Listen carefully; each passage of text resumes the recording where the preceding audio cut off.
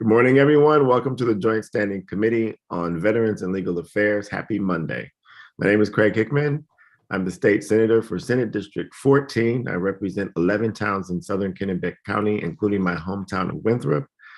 Before we begin our work today, I'll ask for committee members to introduce themselves, beginning with Senator Miramont.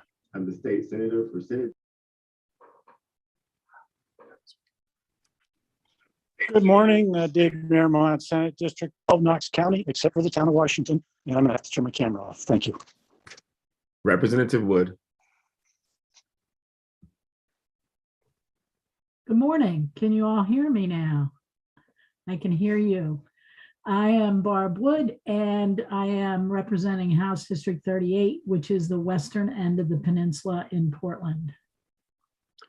Representative McCright.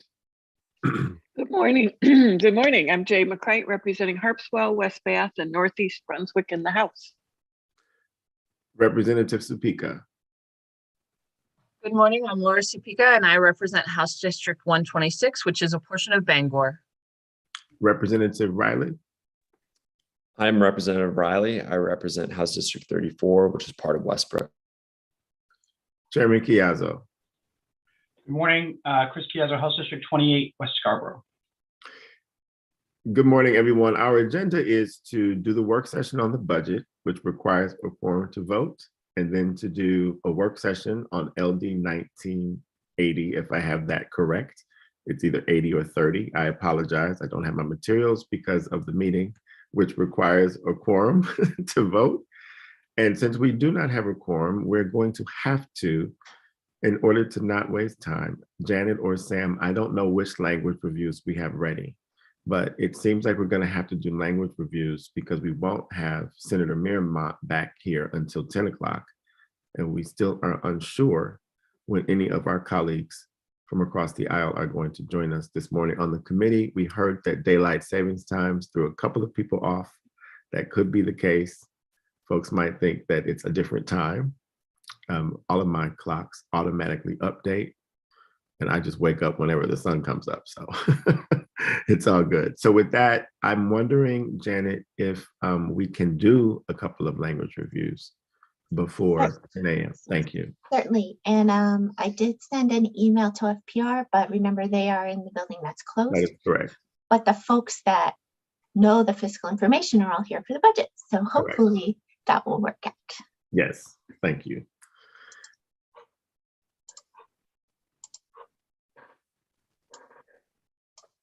Okay, hopefully you can see this.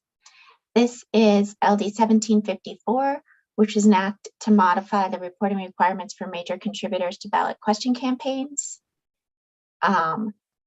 This bill was focused mostly on the major contributor reports, as the title suggests, for for ballot question campaigns. I have to get the right things in front of me now. And the substantive part of the amendment related to the original topic of the bill is down here in section 2. So the bill would have allowed major contributors to seek modifications or waivers of the requirement that they report the names of their 5 largest sources of funds during the specific time period prior to filing the report. And you all voted to change that idea of allowing for a case-by-case modification to instead specify certain types of funds that do not have to be considered in deciding who are the 5 largest sources. Subparagraph 1 here is already in current law, so if it's funds that are restricted to purposes unrelated to the People's Veto Referendum or Direct Initiative campaign, those aren't included in the top 5 that have to be named. And then you added 2 and 3. So the funds received in the ordinary course of the major contributor's regular trade or business, or as investment income, or under 3 here, if the source of funds provided no more than $5,000 during the relevant period of time. So that was the portion of the amendment for the majority report that addressed the major contributor requirement. And then in addition, you added section 1 here, which addresses a request raised by the executive director of the Ethics Commission. If you remember, there were some bills passed last year that streamlined some of the reporting requirements for ballot question committees, and made them align more with the requirements for political action committees. And the director indicated that when they went to seek reprogramming of their electronic filing system, they were told it would cost more than $100,000 to make those changes. And as an interim solution, you proposed this language to allow the director to say, for the purpose of the electronic filing system, that if you're a ballot question committee, you would be a sort of a subset of political action committees, because that makes the cost of the reprogramming cheaper. This word may is circled because originally it said shall, but you all determined that it made more sense to make this permissive, so that if in the future it's possible to change the electronic filing system to more closely align with the way that the law is written, as far as not having the ballot question committees be a subcategory of political action committees, then the director would be allowed to make that change without violating the law. Hopefully I'm making sense. When it went through the fiscal review process, it turns out that even this solution will have some programming costs. They're about $9,500. And so this is one-time funding to allow that programming to occur for the electronic filing system. But it's my understanding from what the director said before that this is substantially less than the cost that would have arisen if you hadn't made the change. But I did want to point this out. I wrote the summary for this portion of the amendment to make it clear that this cost is not really, this $9,000, the cost isn't really associated with the bill as it was, the major contributor reporting changes that the bill are making. These costs are really programming costs that arise out of the bills that were enacted last year.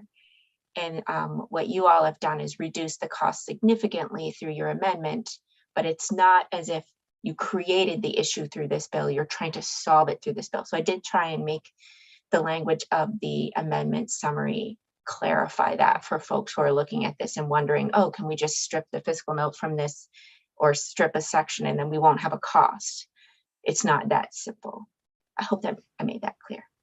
Thank you, Janet. Can you just scroll back up for a little bit? Just to make sure I don't have any questions before opening up to the committee. Keep going, please. Thank you. Are there any questions for Janet from the committee at this time? Seeing none. Thank you, Janet. Please prepare the bill for reporting out to the full legislature. Certainly. Thank you. So the next bill we have for amendment review today is 1356. Excuse me, that's not true. It's 1358, an act to provide for the direct shipment of spirits to consumers. This is a three-way divided report, and I'm showing you the majority report now, which is to strike the bill and replace it with a resolve. The folks who voted for it are listed, your initials above. And so this resolve, which you didn't have a chance to see before, so I'll give you a chance to read it right now, directs BABLO to study the laws in other states that discuss the direct shipment of spirits to consumers. Not every state has such a law, but this resolve would direct the Bureau to study those laws and to determine if it's feasible and what procedures should be used to allow similar authority for direct shipment of spirits to consumers within Maine. It also directs the Bureau to consult with certain stakeholders in conducting this review, and those would include wineries and small wineries, because I didn't mention it also directs the Bureau to consider the direct shipment of wine currently under current law, because there were questions that were raised, if you remember, about beverage container law and different things like that, and whether there needed to be improvements to the current law that allows the direct shipment of wine, as well as then to evaluate whether to allow the direct shipment of spirits. And then it directs the Bureau to report to this committee by February 15th of next year with any proposals and findings and recommendations. And then the committee would have the authority to report out a bill anytime during 2023. Again, this language you'll see a lot when you have report outs, because we don't want to tie the legislature down to just the first regular session. The idea is give the whole year in case the legislature adjourns and comes back for a special session. So when it went through the fiscal review, it was decided that it needed a fiscal note of $100,000 for contracted services to complete the study. That is provided for in this report. And I will show you that fiscal note language. This is what the explanation is for the $100,000. So I'll pause and let people read that. Thank you.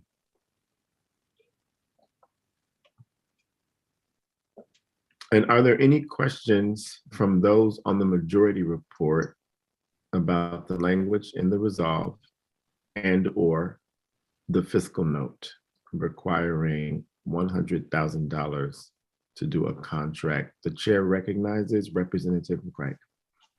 Thank you, Mr. Chair. Thank you, Janet.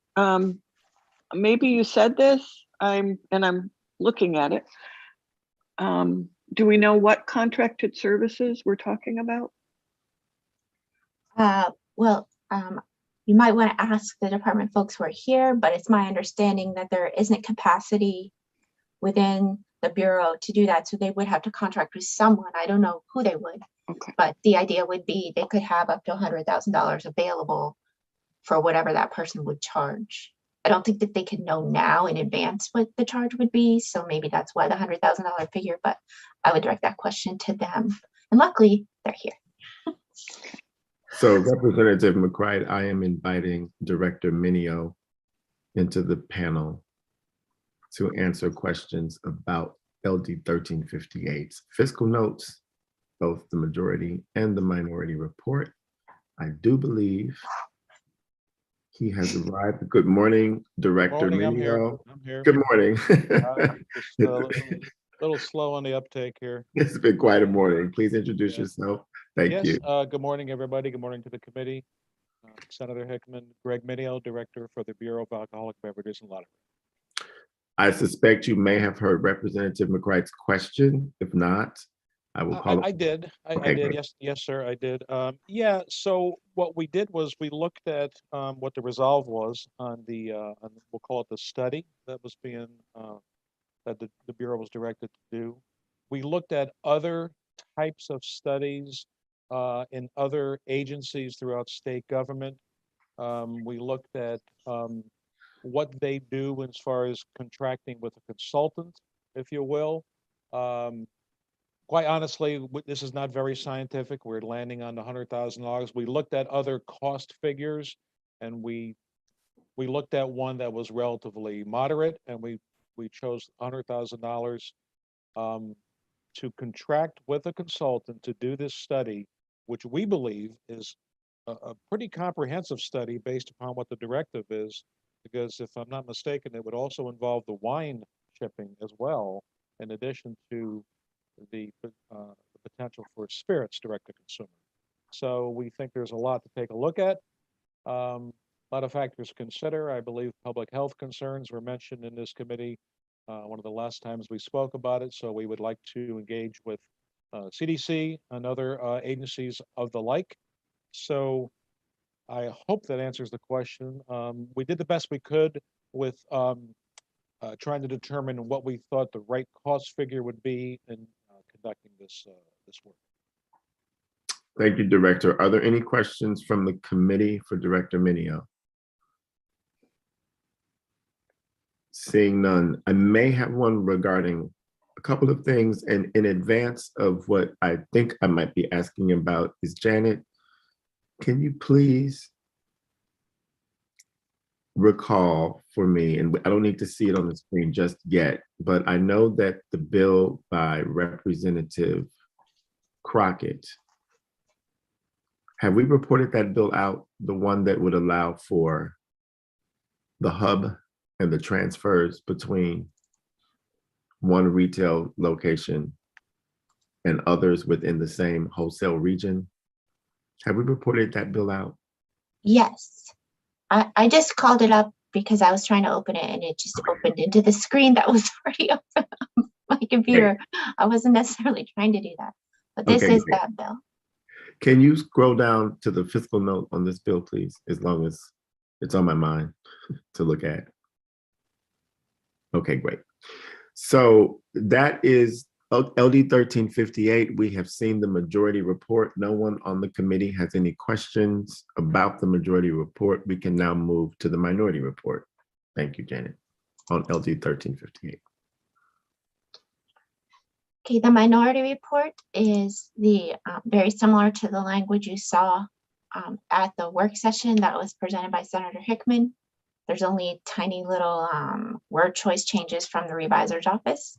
So this minority report allows for the direct shipment of spirits through a statute that's very similar to the statute in current operation for direct shipment of wine. The largest change I did point out here was when I had originally drafted this for Senator Hickman, I did not understand how the price was going to be set. And so after working with him and with the stakeholders, I made the language match what the representation was at the work session, which is that the spirits products that are directly shipped to customers and they're from out of state, so that these products are not currently listed for sale in the state. The price at which they're sold should be calculated using the rules in place for spirits retail pricing, as well as any pricing formula. As we know, there is a pricing formula currently in effect for spirits products, and that pricing formula would have to be applied to help discern what the price is at which that product can be sold to be directly shipped to a customer in the state. So that is this language here that I pointed out. And then after, I'm just scrolling through the rest because you've seen this before. The rest that's new is based on the fiscal note. So it would provide funding for programming costs to incorporate the direct shipment of spirits to customers. And that I believe is a one-time cost, but I could be wrong.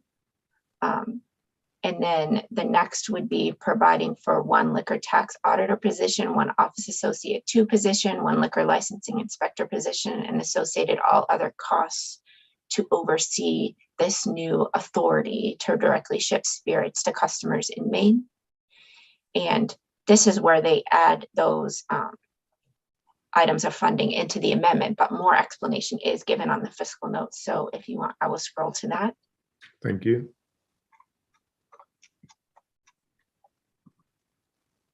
And I might unzoom it a little bit so you can see it all. Maybe I can make it a little bigger, but you can still see it all at once. Sorry, Great. I scanned it a little bit crooked. Apologize. It's okay. We can turn our heads just a little bit to see it. Thank you, Janet, for this. It looks like I may be the only one on this report who is here. So if you could scroll back up, please, to the beginning of the fiscal note. I'll have a few questions for the director. Do you want to see the appropriation sections instead? Yes, The the appropriation section. Thank you. I misspoke right there. So, Director, can you talk to me first about the necessity for the programming costs to incorporate direct shipping of spirits to customers? If I understand correctly, we are already allowing for this for wine, and I'm wondering if you had to do some programming for that, if those systems are still in place, why would we need new funds for this? My understanding is that what we are doing now for wine is separate, and this would be new concerning integrating our systems internally with what we're calling out-of-state systems, which essentially are the suppliers or the shippers, I should say, that would be licensed to ship into the state. This would require an interface between what we do here and what they're doing there. It's a matter of breadth or scope of what will be happening. There possibly could be some interplay with what we're doing now with the wine shipping, but not much. And we looked at this pretty carefully, and we feel like that there is going to be the necessity for infrastructure and technology to get us set up to work with these out-of-state systems to help make this happen. Okay, great. Thank you for that. And the second section on the new FTEs regarding tax auditor, office associate 2, and liquor licensing inspector. So you anticipate needing 3 people to do this Yes, work? yes, sir, we do. We're stretched as it is administratively. We don't anticipate being able to handle the incoming new business, if you will, from out-of-state shippers for spirits. And that's the reason for the auditor. The tax auditor is going to have to do one function concerning product coming in, tax related. And the office associate 2 will be more involved with the licensing and follow-up and reconciliation. The inspector, it's going to be critical to this. Um, we'll need somebody. It's not so much an inspector that we know it now that's visiting brick and mortars in the state. It's more someone to do a lot of the follow-up on working with these out-of-state shippers, who they are, doing some vetting, doing some follow-up, and you know, creating the interface with our internal systems here. So yes, these 3 systems will be necessary to make this work. Okay. And in the work session, one of the conversations, I believe there was some data talked about, I don't know that it was presented in writing, about how in the current wine out-of-state shipment program into the state, that there were a certain number of cases that may have been not appropriately shipped, and that there was a backlog of trying to investigate those. Yes, So sir. setting this aside, do you have any need, say in the supplemental budget that we will be working a little bit later, to hire anyone to catch up on that backlog that already exists in the other program? Oh, that's an interesting question. I hadn't thought about it from that respect. I think the example that we gave, remember when I called in this division director Sanborn, because I was looking at his text that day, and I think he gave an example of one particular out-of-state wine supplier where it was just kind of crazy as far as how big the numbers were. Mhm. I don't know if I can speak to the extent of the backlog, Senator, quite honestly.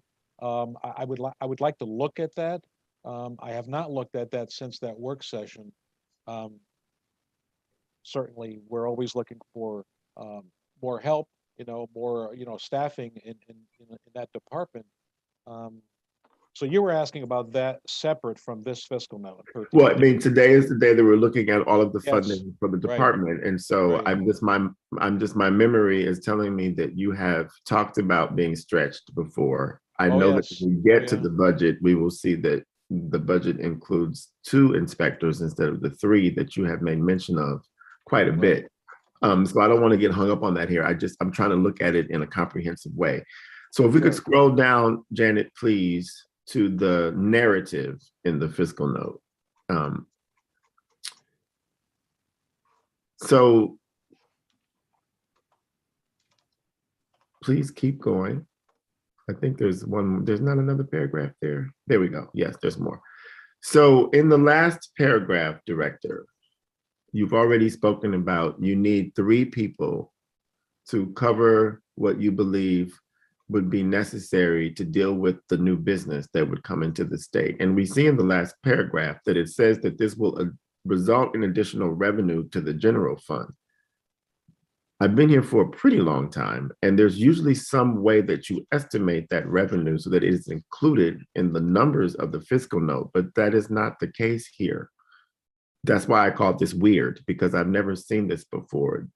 Is there a reason why there are no revenues in the actual numbers of the fiscal note, but only in the narrative?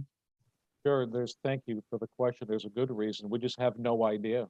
This is brand new. This is brand new territory for us. We have no idea whether in the first 12 months of this program, if it comes to fruition, whether we'd have 1 shipper or 10 or 500. We just don't know. But regardless, though, we have to be prepared, and the infrastructure needs to be in place. We just don't know, and we don't have anything to gauge it against right now. with other states, for example. Direct-to-consumer for spirits is relatively new. There are some states that do it on a reciprocal basis, but nothing like, quite honestly, what is being proposed. So that's why we don't have something there under revenue. But you feel comfortable believing that you need 3 positions to regulate an unknown market for in-state, out-of-state, in-state, and not to mention the small spirit suppliers within the state who are also intending to take advantage of this should the unlikely event that it passes. Yeah, we do, because quite honestly, we don't expect really a lot of revenue coming into the general fund on this. We just don't know how big is big, quite honestly, but we don't expect a lot. But there's not a direct correlation to the amount of revenue coming in to what the work capacity will have to be and what positions we'd have to have in place. We have to be prepared for it. So we just don't know. We could not estimate what that revenue would be. Great. That's all I've got. I don't see anyone else here from the minority report unless they have shown up. In the meanwhile, I see no one. So thank you, Director, for that. I will, I'm going to put you back in the attendee list until we come back to the budget and any other item. Thank you, Janet. With that, please prepare that bill for reporting out. The chair recognizes Senator Meermont. Director Minio, you may have a question. I don't know. It looks like Senator Meermont does have a question. Thank you, Mr. Chair.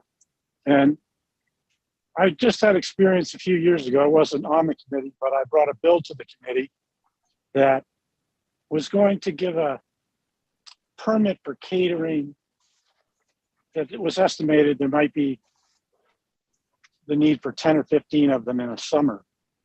And the fiscal note was tried to get 2 full positions and office space and all kinds of stuff that was way out of relation to what the workload would be. It wasn't going to bring in much revenue anyway. So it was just like a kiss of death for it. And it feels a little like that again with this, that if we're trying to put on so many people and resources to try something, instead of saying, well, we don't know what's coming in. We may need a person, we may need half a person that we already have for now, but we'll be back next year if this catches on and it's not covering itself. It seems like it would be better trying some of these things so that we can move our laws forward and not have them tied to the Prohibition era still. So I don't know where the question is in that, except that isn't there a way to start turning this around so we can try new things without killing them in appropriations? Is that a question for me, the director? I'm sorry, for me? Yeah, Senator? you'd be the one to have to support the idea. Yeah, well, first of all, I don't remember the catering bill that you're speaking to, Senator, but the way you describe it, it's not a good comparison, quite honestly, to what is being proposed here.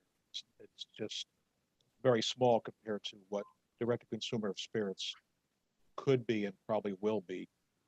So we're not trying to get in the way of anything. We're trying to be honest and forthright about what this department will need in infrastructure, technology, and staffing to handle this new stream of business, which we're not familiar with. We know we need to work with out-of-state shippers. We know we will. And we know there's going to be a lot of compliance. We've seen recently upwards of 23 violations on wine shipments coming in addition to the one that Senator Hickman mentioned before. So we stand behind what we put into fiscal note. We feel like it's appropriate, and we'll just go from there. Thank you, Director. The majority report, I would imagine, if it passes and it's funded and you do the study, these are the kinds of things that you would be looking at in the study, I would imagine. Yes, that's a good point, Senator Hickman. I would agree. I think, I said before, I used the word comprehensive on that study. again, this is something that we have not done before, but we look forward to the study. It will be far-reaching, and yeah, it's going to be touching on staffing, capabilities, compliance, public health, everything. Yes, sir. Thank you. Chair recognizes Representative McCray.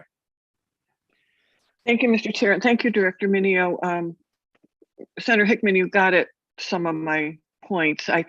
That was one of the things I liked about the study, that it would tell us, hopefully, what was needed.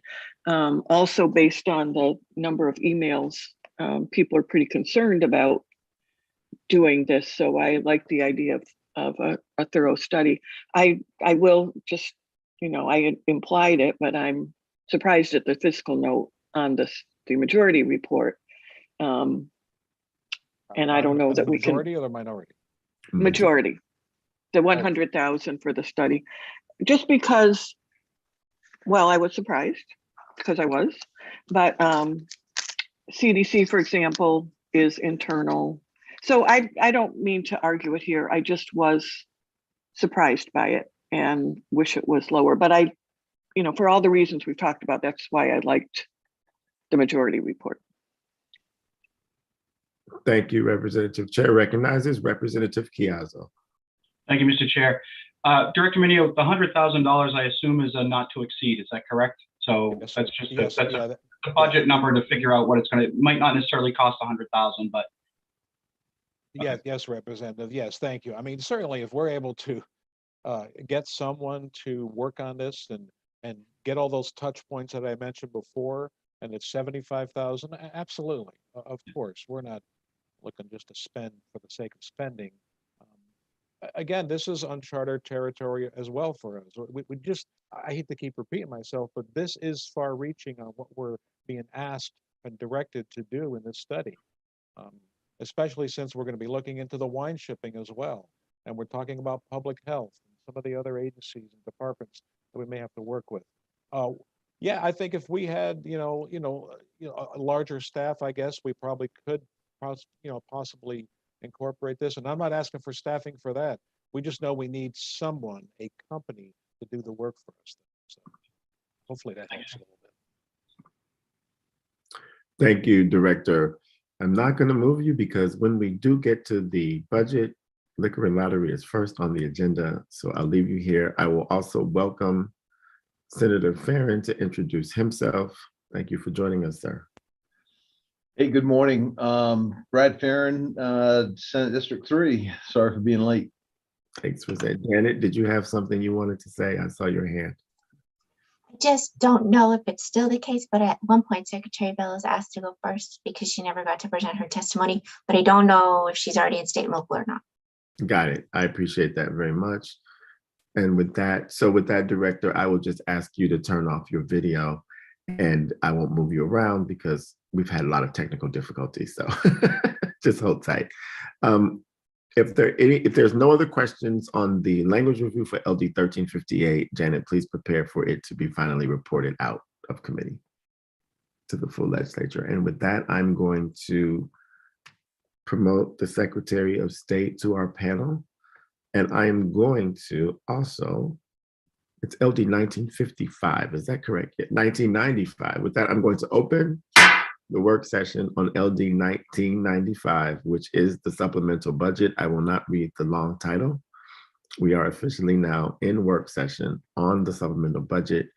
Welcome, Secretary Bellows. Please introduce yourself and the floor is yours. Good morning, Senator Hickman, Representative Chiazzo, distinguished members of the Veterans and Legal Affairs Committee.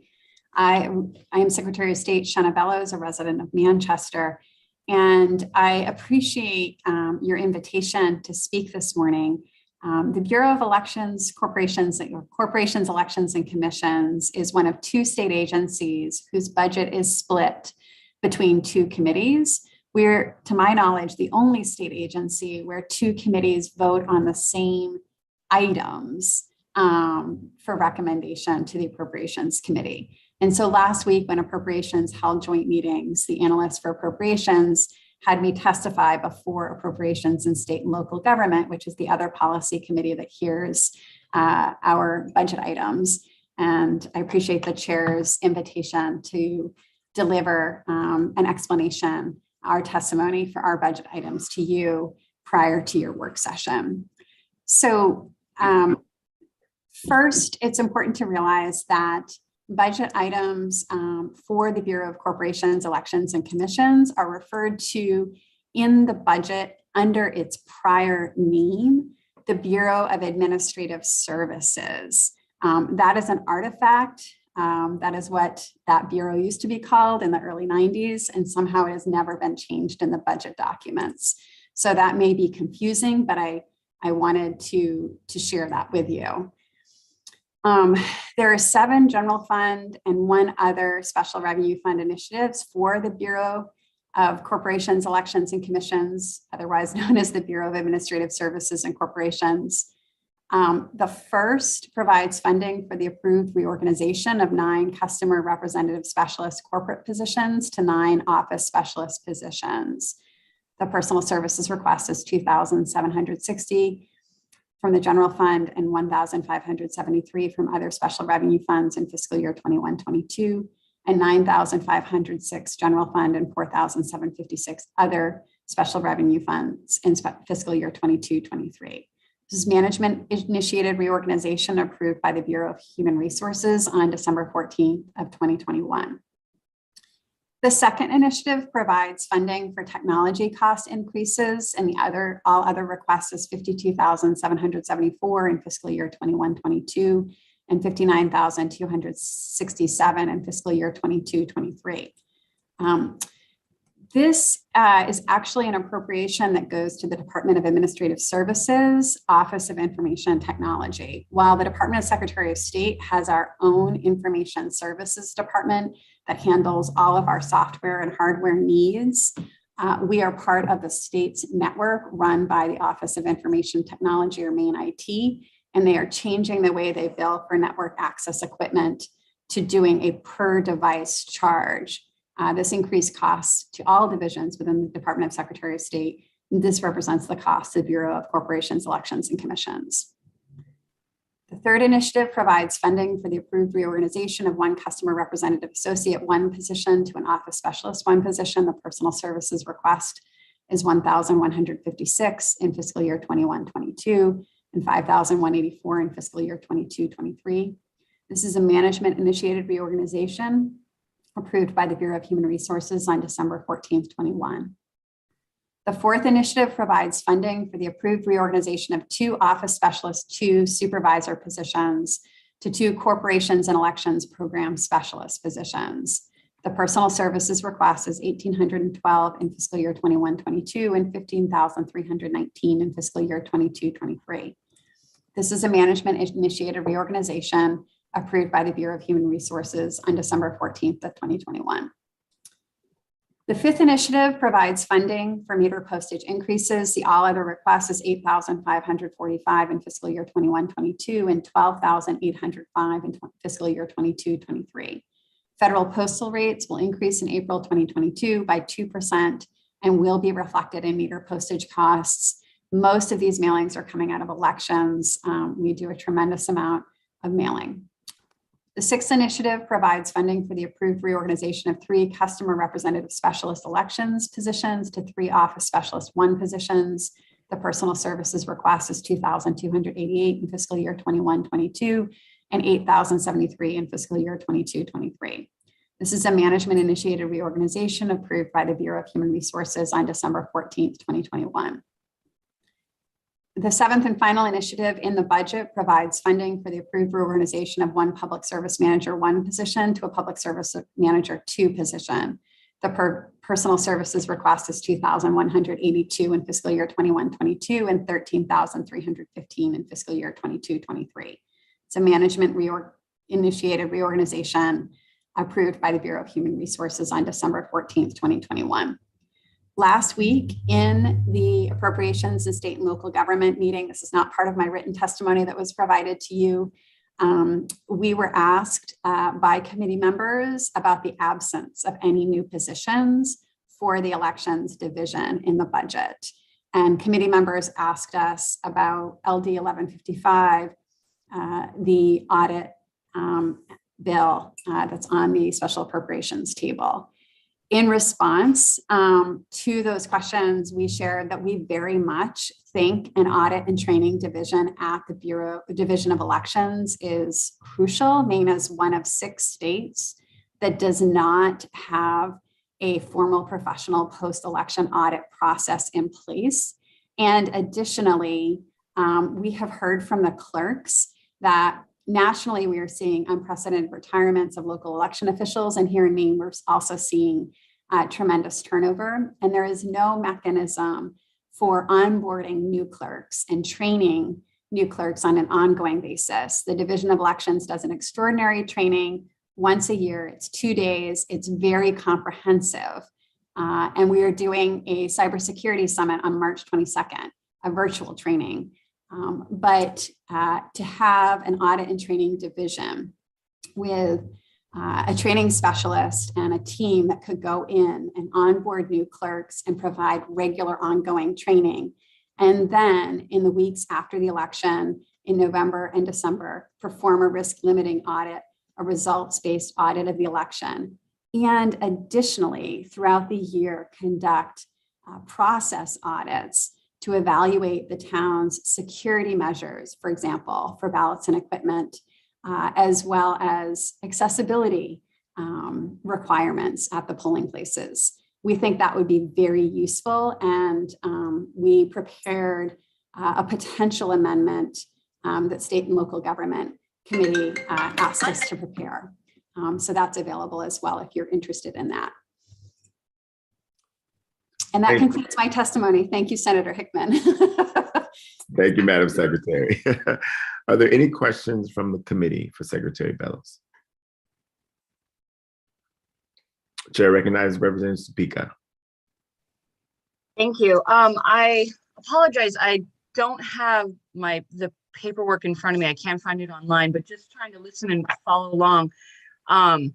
It seems kind of some of what you're proposing seems a little on the modest side. Maybe I'm wrong. And there's been a lot of talk since I've been elected about how we have staffing shortages in like departments across the Secretary of State's office. And I was wondering if there was a few positions or anywhere where you see that we have some need either now or coming up that is kind of going to become crucial. I don't know if that's a clear enough question for you, but I want to continue to address staffing issues in the Secretary of State's office, and especially in our elections departments, which I know is really underburdened right now.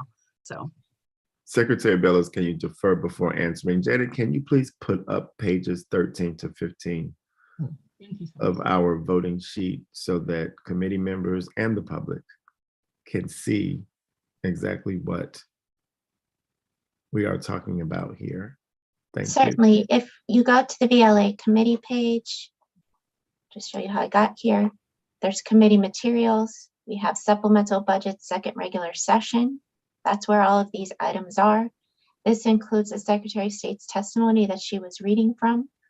Although she obviously gave a lot more information than is just printed in her testimony. And then we have the report back template, which is what it's called internally. I put voting sheet in parentheses because that's what we all understand it to be. And then if you want to just jump to a page, you can just type it in at the top if you have the same browser as I do. In the first 2 items, because OFPR notified me they would add these items to our voting sheet, but they had to add the whole sort of bureau, which includes archives. I don't think you're being asked to vote on those. And the secretary didn't read her testimony related to those. So all the rest are here beginning on page 13. And she mentioned them as first, second, third, fourth, and fifth initiative. Unfortunately, the way that the programming works, when they print out the voting sheet, they're not in the same order that they were on the pages of the governor's proposed budget, which is why we label them for you so you can find them. So when she talked about first initiative, it is still called first initiative here. It's just listed for it. So I gave you the information on where you can find it if you want to cross-reference it. That's one of my more fun jobs, is trying to find everything in the budget.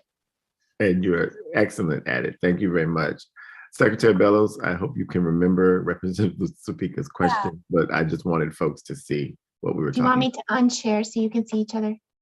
That would be great. Thank you very much. Thank you, Representative Supika, for that question. As you noted, there were no positions included in the proposed supplemental budget. But we do feel that there is a serious need for training and for audits. We heard this loud and clear from the clerks. And unbeknownst to me, actually, I did not invite the clerks to testify, but the clerks testified to the state and local government appropriations hearing last week, asking for more training support from the Secretary of State, from the Division of Elections. So the amendment that we prepared for state and local government would be the 5 positions that was contained in LD 1155 that had passed out of this committee. I think that would be very important because that would give us the resources to embark on a more robust training program for the clerks, as well as to move forward with post-election audits. Thank you. The chair recognizes Representative McCray. Thank you, Mr. Chair. Thank you, Secretary Bellows. I'm thinking about one of my clerks who has spoken of so much of the value of training and wanting more to do her job the best that she possibly can. I would like to, whatever the process is, suggest that we support what this idea of an amendment that would add the funding for the positions needed in LD, I've just lost it, 1155, I think, to cover that in the supplemental budget and take it off the appropriations table. So Representative McCray, we are in work session on the budget, and a motion can be made at any time on any part of the discussion that we are having, so long as Janet and Darlene know what we're about to do. So is that a motion? That is a motion. Do I need to say it shorter? Representative McCray moves that we put into our supplemental budget report back the fiscal note requirements of LD 1155. How's that? It's been moved. Is there a second? I'll second it. Been moved and seconded. I will ask committee members who are going to vote on this to turn on their cameras so that we have 7 people present and voting. Otherwise, we cannot vote. 1, 2, 3, 4, 5, 6, 7. Janet? Who should I write down as the second? I heard many voices. Chairman Chiazzo. Or Representative Wood, I'll defer. I chose. I just said with what I heard loudest in front of me. So moved by Representative McCray, seconded by Representative Chiazzo to move the fiscal note for LD 1155 into our budget. All in favor, please indicate by a show of hands and leave them up. 1, 2, 3, 4, 5, 6, 7. Any opposed? Seeing none. So with the 7 members present and voting, that will be moved into the budget as a part of our report back. Thank you. So it seems that we should simply continue with the items that are presented by the Secretary of State today. We can take a motion that covers all of them. That's perfectly fine. We don't have to go through them individually. So the chair will entertain a motion on the Secretary of State's budget. Chair recognizes Representative Chiazzo. Thank you, Mr. Chair. I move all of those items into the budget. Second. Been moved by Representative Chiazzo, seconded by Representative Riley. Representative Wood will get to you, I'm sure. All those in favor of moving into the budget, the Office of the Secretary of State's requests, please indicate with a show of hands. 1. Senator Miramont, are you with us? Because I'm actually not supposed to take this vote without your camera on. Senator Miramont, are you with us? We will.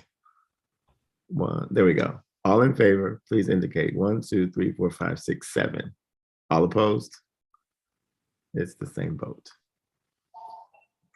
Thank you. Pardon the telephone ringing in the background.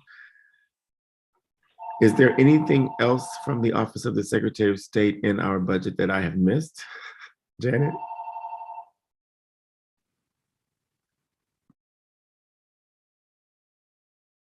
Oh, sorry, not of which I'm aware. Okay, great. Thank you, Secretary Bellows, for being here today. Good luck with state and local government. Okay, so since we have done the last first, we can go back to the parts of the budget that are the Bureau of Alcoholic Beverages and Lottery Operations, since we still have Director Minio with us. Janet, if you could put those up on our screen in case any committee members have any questions about these line items, that would be great.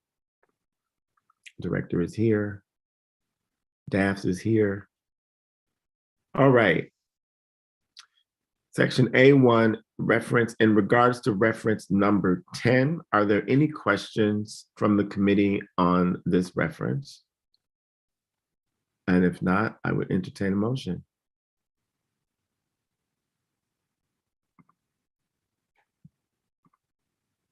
The chair recognizes Representative Wood to make a motion to move this item into the budget.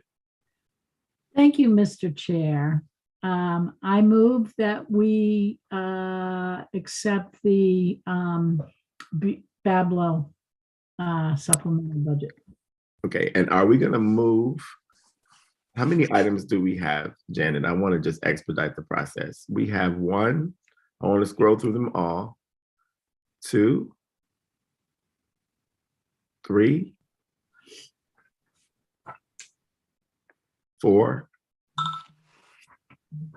5. And the rest are lottery. So I don't know if you want to do liquor separate from lottery. Let's do liquor separate from lottery. So there are Representative, 5 liquor. okay. So Representative Wood, your motion is to move all 5 items of the liquor budget. That is correct. Is there a second? Second. It's been moved by Representative Wood, seconded by Representative Riley. And Janet, can you please stop sharing your screen so I can see the vote? Making sure everyone's cameras are on. 1, 2, 3, 4, 5, 6. Representative Chiazzo, are you with us? All in favor of the motion to move the liquor portion into the budget, the 5 items, by a show of hands? All in favor, 1, 2, 3, 4, 5, 6, 7. All opposed? Seeing none, the vote is 7-0. Now we will look at the lottery portion of the budget.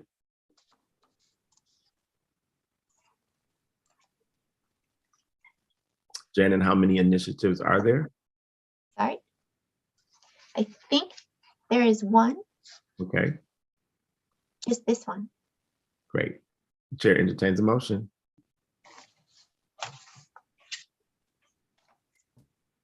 Chair recognizes Representative Wood.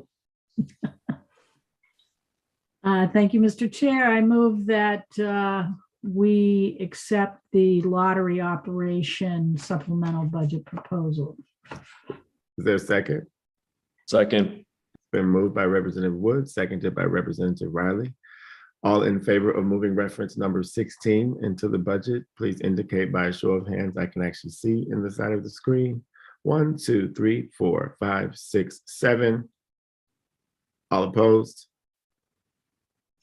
Seeing none, 7-0 present and voting. Thank you. Is there any language in the budget from Bablo? It's not from Bablo, but Commissioner Figueroa referred to Part J. I actually had thought it was for DBUM, but she referred to it in her testimony. So you may want to ask her to speak to that. Okay, can you please put Part J on the screen? And I'm looking to see if there is anyone from DAFS. First, let's just look at it and see if we have any questions about it. Oh, this is the $6.5 million moved from one fund to another for the purpose of settling outstanding obligations of the main military authority. I do remember this. Are there any questions from the committee about this item? I won't move anyone in to talk about it unless there are any specific questions. Chair recognizes Representative Piazza. Thank you, Mr. Chair. Just a quick question. We seem to have this last session as well in the main budget. I'm wondering if we're going to keep seeing these for a while, or if this is the final payment to resolve it and settle it. So I think we heard the same thing last session, that there was one last payment, but just looking for some clarity, that's all. If you are attending and you can answer Representative Chiazzo's question, can you please raise your hand? Thank you. I will promote.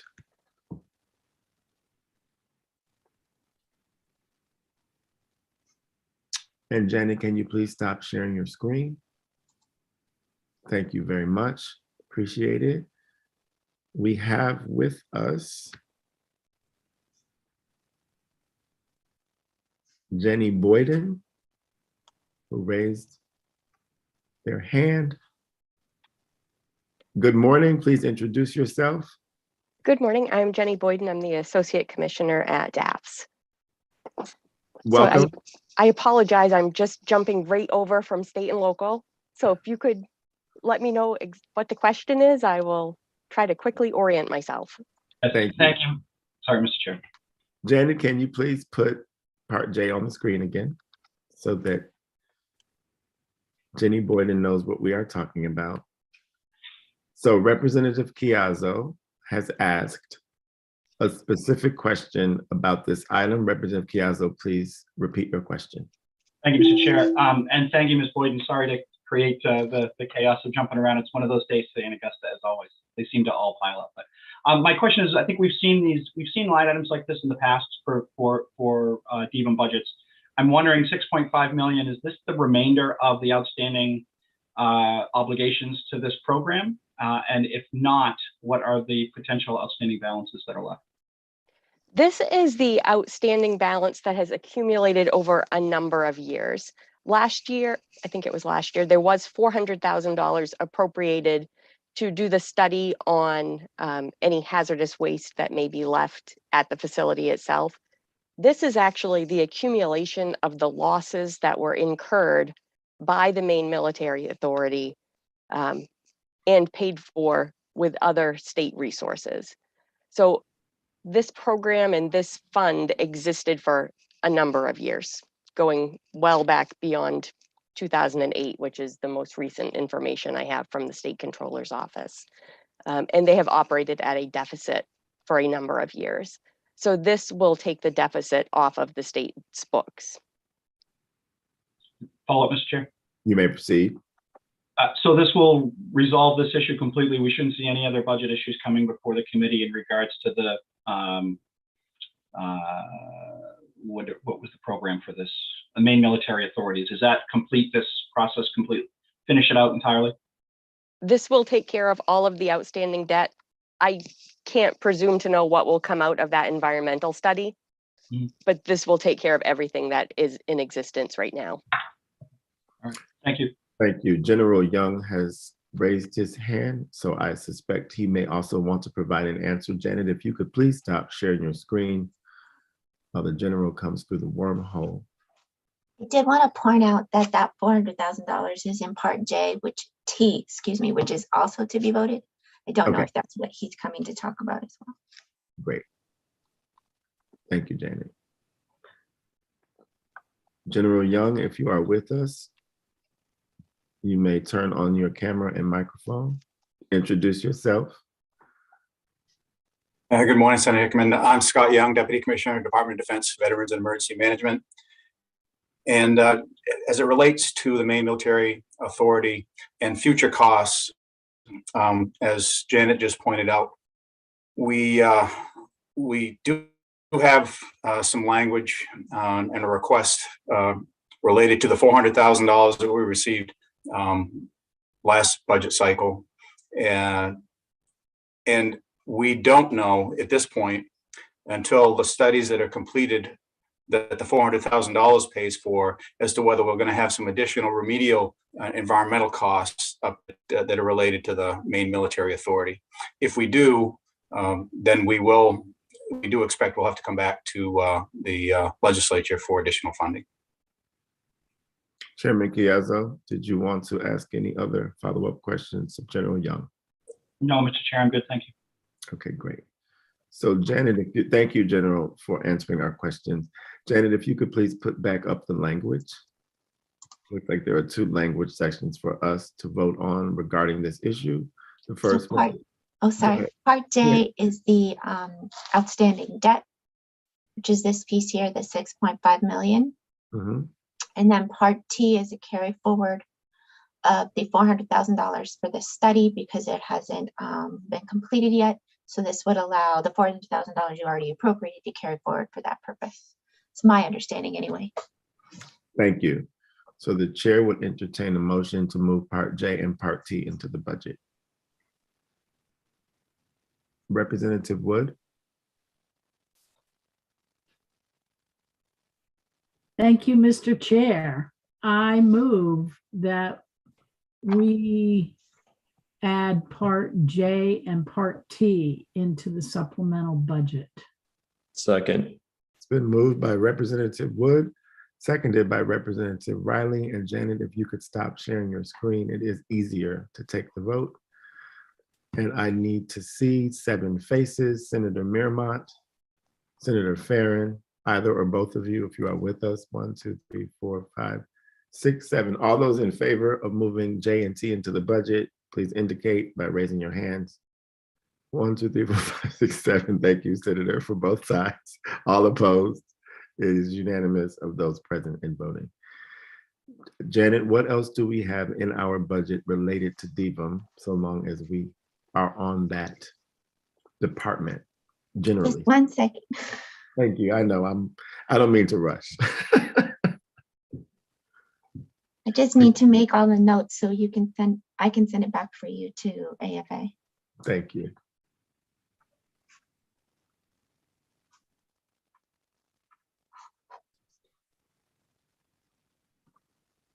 All right.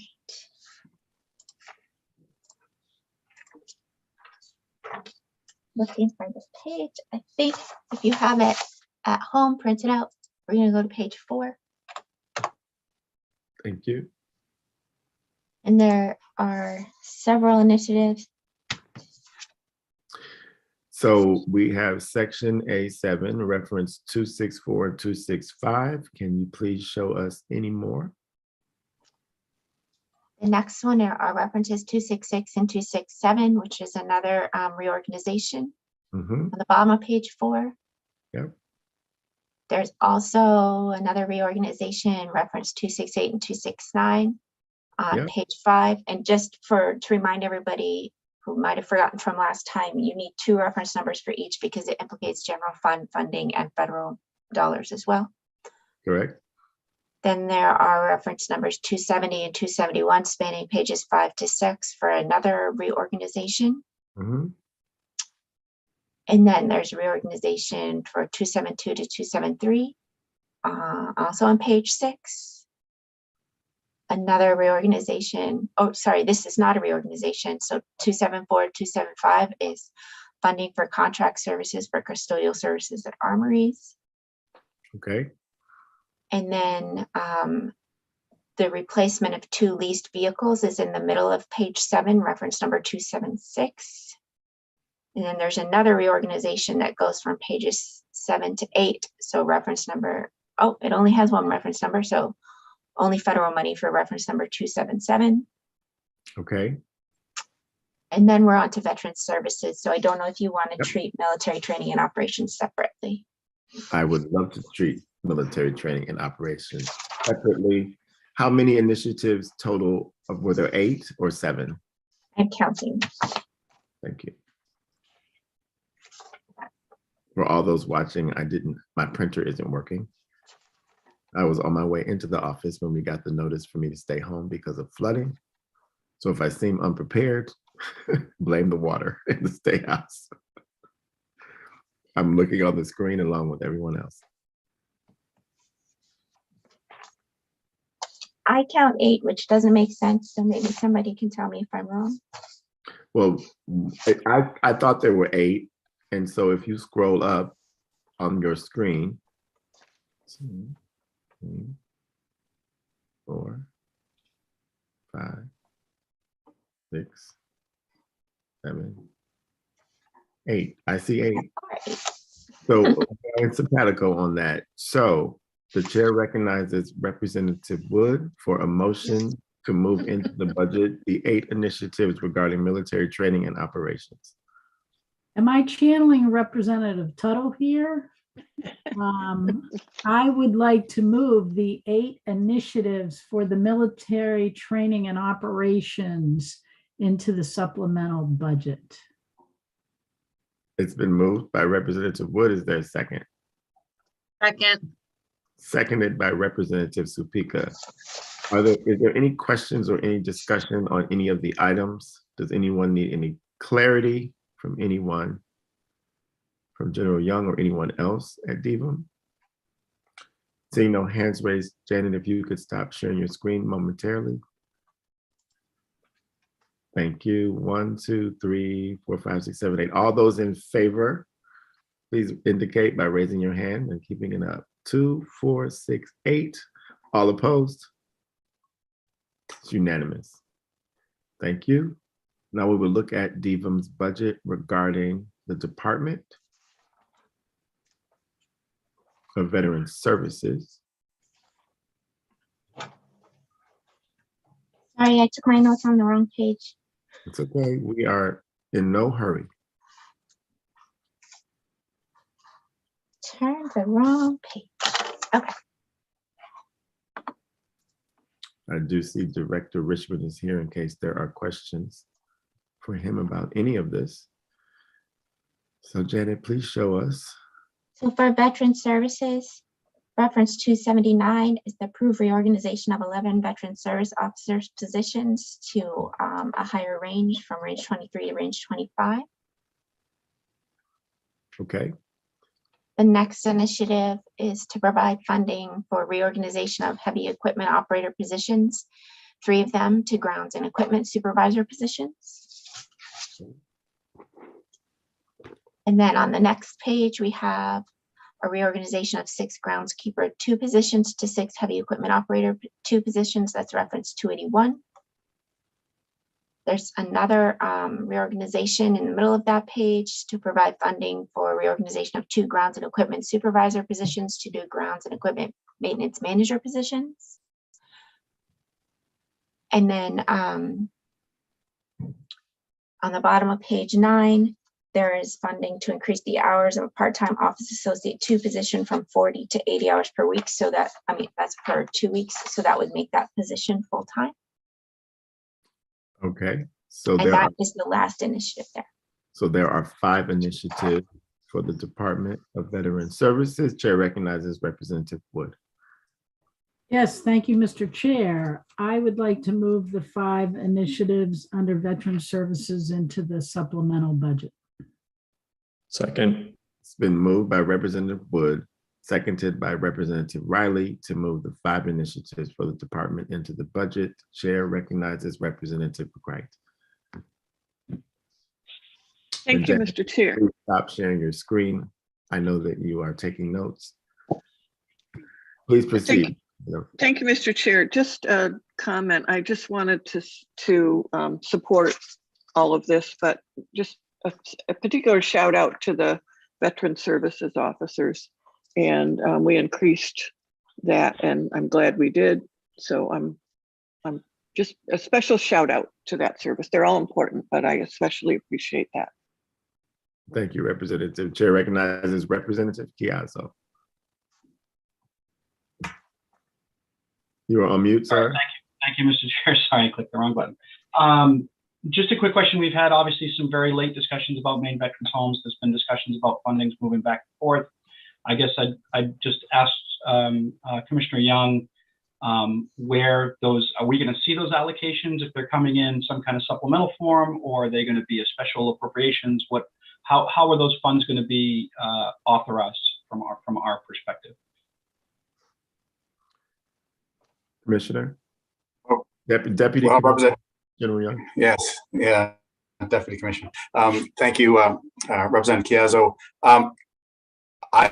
I honestly don't have an answer for you right this moment. I'm going to have to get back to you on that. I'd have to consult with folks regarding the funding that's been discussed around the main veterans homes. I just don't have insight to be able to offer that to you at this moment. Okay, fair enough. Sorry, I didn't mean to put you on the spot. I just wanted to make sure that it stays forefront in our focus so that we don't miss an opportunity if we need to take advantage of it. Oh, I understand. Thank you. Thank you, sir. Thank you, Deputy Commissioner. And Representative Chiazzo, it's my understanding, General Farnham is here. I'm not going to put him on the spot, but it's been my understanding that this may happen in the supplemental budget's change package, but we also have our bill. So we can assure that by hook or by crook, we will get this money appropriated that we have discussed to fund the stopgap measure for the homes. So are there any other questions or discussions about these 5 initiatives for the Department of Veteran Services? Seeing none, all those in favor of moving them into the budget, please indicate by raising your hand. 8 members voting in favor, any opposed? It's unanimous among those present and voting. Janet, where shall we go next?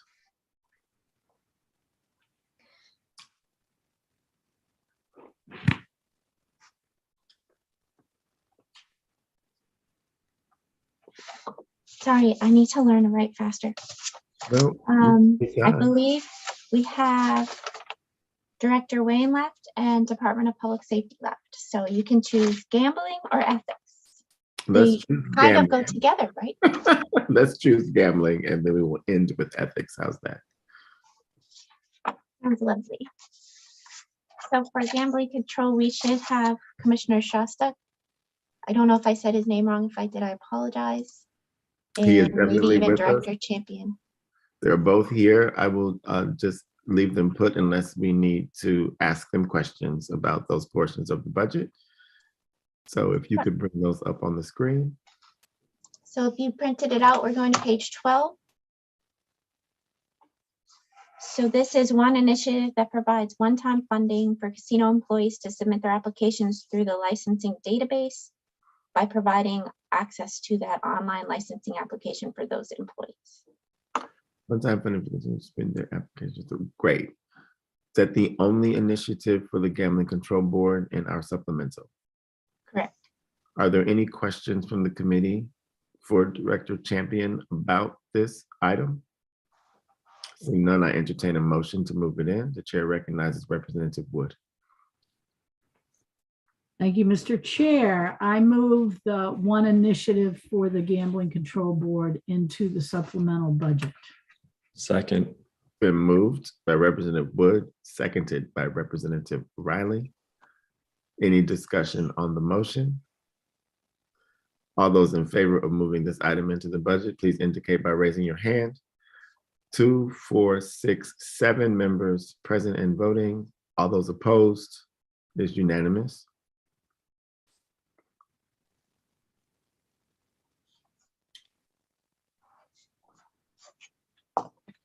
Whenever you are ready, Janet, you can put up the next initiative or 2.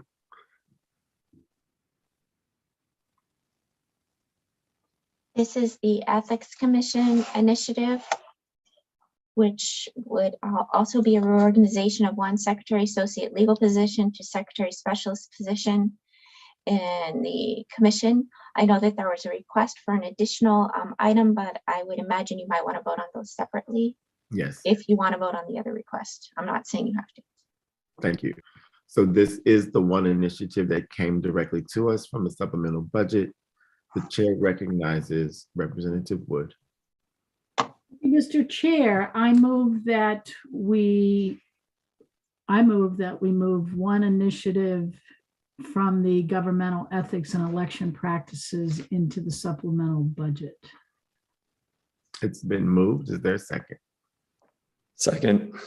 Moved by Representative Wood, seconded by Representative Riley. Any discussion on the motion? Chair recognizes Representative Wood.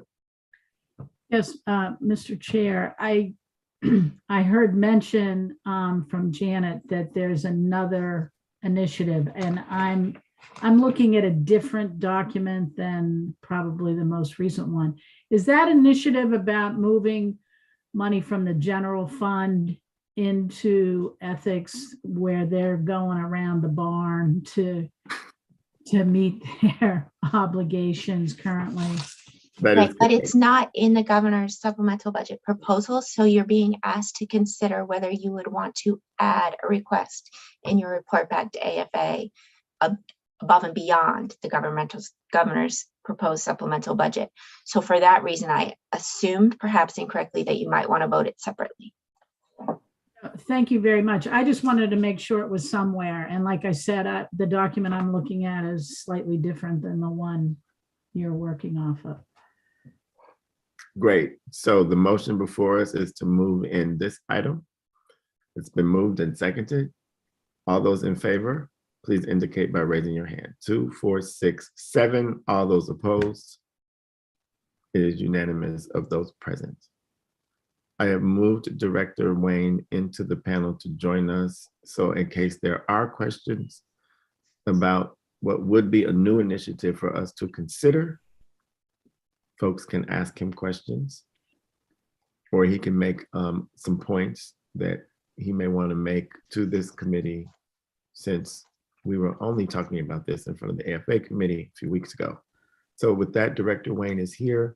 And Janet, can you please put on the screen the crux of this initiative that both Chairman Chiazzo and I reached out to Director Wayne to talk about? So this is not in the supplemental budget, so you will have to go to his testimony to find this. And this is where it starts. I can scroll down through more. Just give me direction. Yes, please scroll down through more. I just want everyone to see the entire request. So at the top of the page, Director Wayne, I want you to walk through this while you're here. Please introduce yourself. Sure, thank you very much. I'm Jonathan Wayne, the Executive Director of the Commission. And the chairs let me know that they wanted to advocate for a problem in our budget that I've been trying to raise attention to for a few years now. And part of the problem is that we ought to be paying for our administrative costs. And by that, I mean our payments to DAFs, our payments to OIT, our landlord, our electronic filing company that runs our e-filing system. We ought to be paying for a portion of those costs from the general fund, because a lot of what we do is just basic election administration that is done by states across the entire country.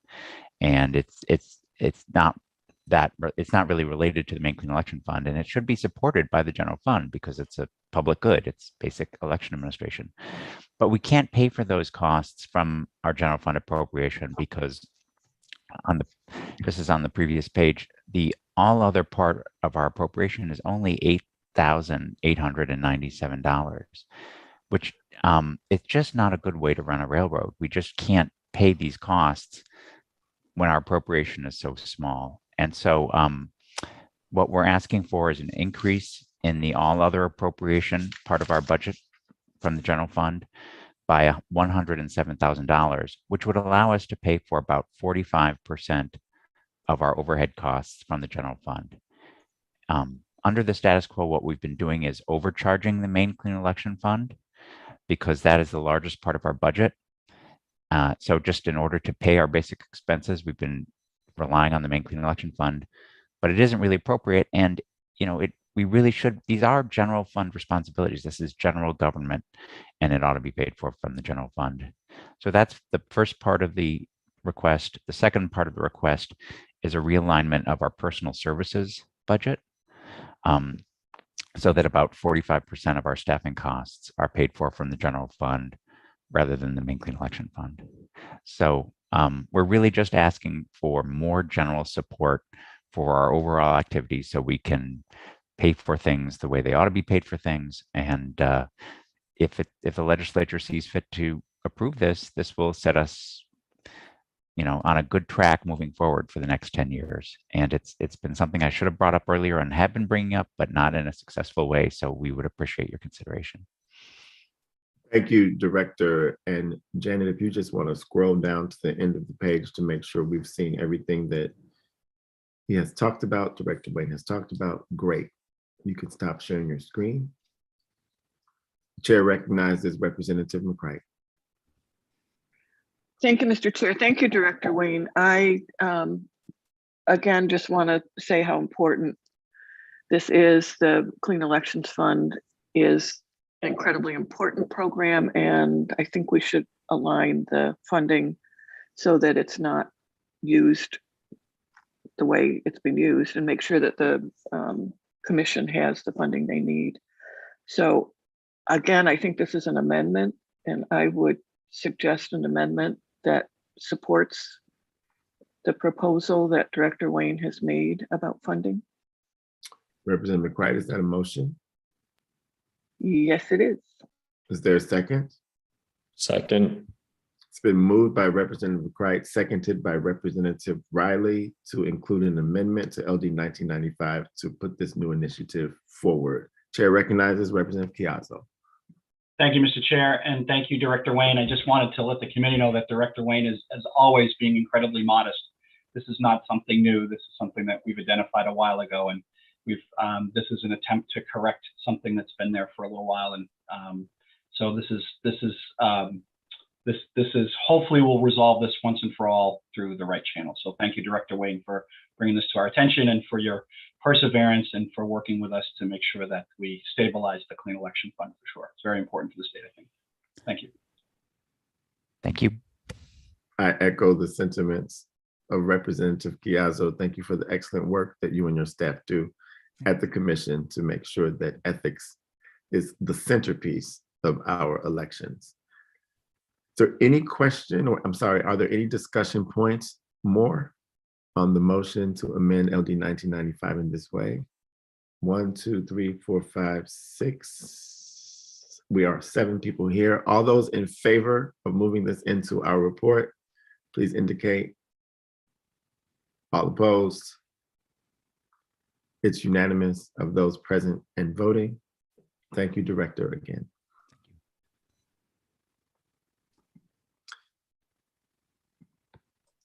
Janet, I will wait for you to let me know where we are with the budget. I think we're moving.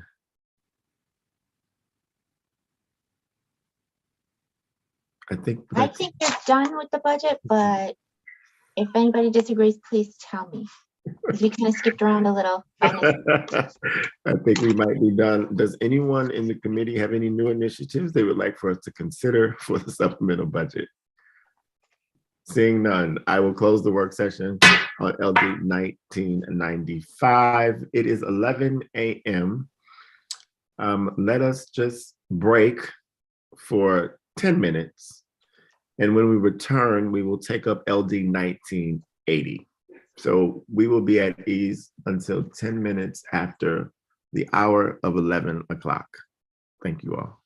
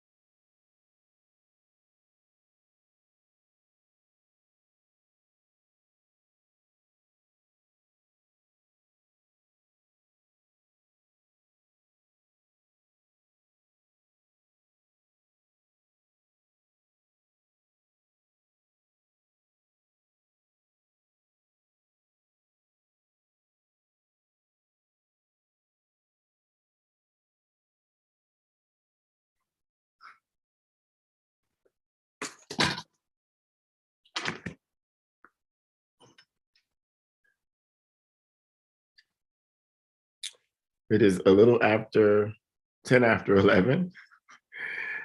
So with that, we will rejoin. If people can turn on their cameras. We don't really need a quorum to start, but we're gonna need a quorum if we get to a vote.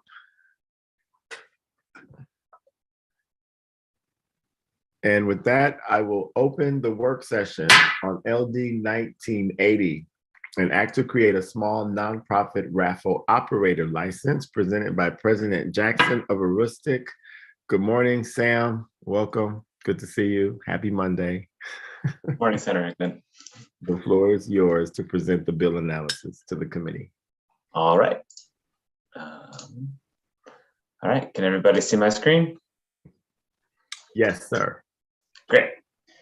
So, so this bill, as suggested by the title, creates a small nonprofit raffle operator license for certain nonprofit corporations and allows holders of this license to operate raffles, including internet raffles. Specifically, as printed, this bill creates a small nonprofit operator license and, sorry for the typo here, brings that small nonprofit operator license within the scope of the internet raffle laws. It creates a fee structure for small nonprofit raffle operators. It creates a set of requirements to apply for and hold the small nonprofit operator license. It allows a small nonprofit operator to accept payments by credit card, and it establishes that failure to comply with license requirements is a civil violation punishable by a fine of not less than $500 and not more than $5,000. I summarized here the changes to the internet raffle, or I guess the raffling laws that implemented the internet raffle provisions from the from last session. I have provided the committee both a link to the bill and amendments from LD 671, which is the bill that addressed the internet raffles last session, and also the electronic LD file for that bill. Thought it might be helpful for me to just to walk through what the changes were from last session, because I believe this bill came about in response to those changes. So last session, LD 671 made internet raffles subject to the following requirements. First, that an internet raffle may be operated only by a nonprofit organization that registers with the Department of Public Safety Gambling Control Unit. Second, that an internet raffle must be conducted by a licensed internet raffle organization using a mobile application or electronic platform referred to in the amendment as an internet raffle system certified by the Gambling Control Unit or an approved independent testing laboratory. Next, that a person who purchases an internet raffle chance or ticket must be at least 18 years of age, must be physically located in the state, and must deposit the funds used to purchase the chance or ticket in a raffle account. Next, that credit card purchases and the extension of credit from an internet raffle operator to a person attempting to purchase an internet raffle chance or ticket are prohibited. And I've highlighted this because it relates to a federal law reference later in the bill analysis. And next, that internet raffles may not be marketed to persons under 18 years of age, and the internet raffle system must facilitate the use of parental controls to prevent persons under 18 years of age from purchasing internet raffle tickets or chances. And finally, that an internet raffle operator may retain no more than 10% of the internet raffle proceeds as payment for conducting the internet raffle. There was an amendment proposed by the Gambling Control Unit for the public hearing, and I have provided the committee with an updated version of that amendment since the public hearing, and I'm sure that they can speak to you about the changes that have been made, and I'm also happy to help walk the committee through the elements of that amendment. I won't read through all of this, but I did provide the committee with an updated and adapted from Janet's previous bill analysis background on Maine and federal laws governing raffles. Janet's previous bill analysis did this so well, I figured why reinvent the wheel? So I did, as you'll see, include the new definitions of internet raffle operator and internet raffle system. I noted at the bottom that a person operating internet raffle must be licensed to do so and must register the raffle with the Gambling Control Unit, regardless of the total value of the prize.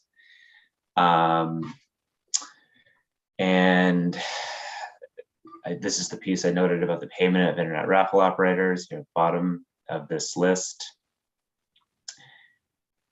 And then a few things I just wanted to remind the committee, if you'll probably recall from last session, but the mailing of raffle offers, raffle tickets, or payments. So the federal law prohibits sending raffle tickets or raffle payments through the mail. And here's the excerpt of the law addressing that.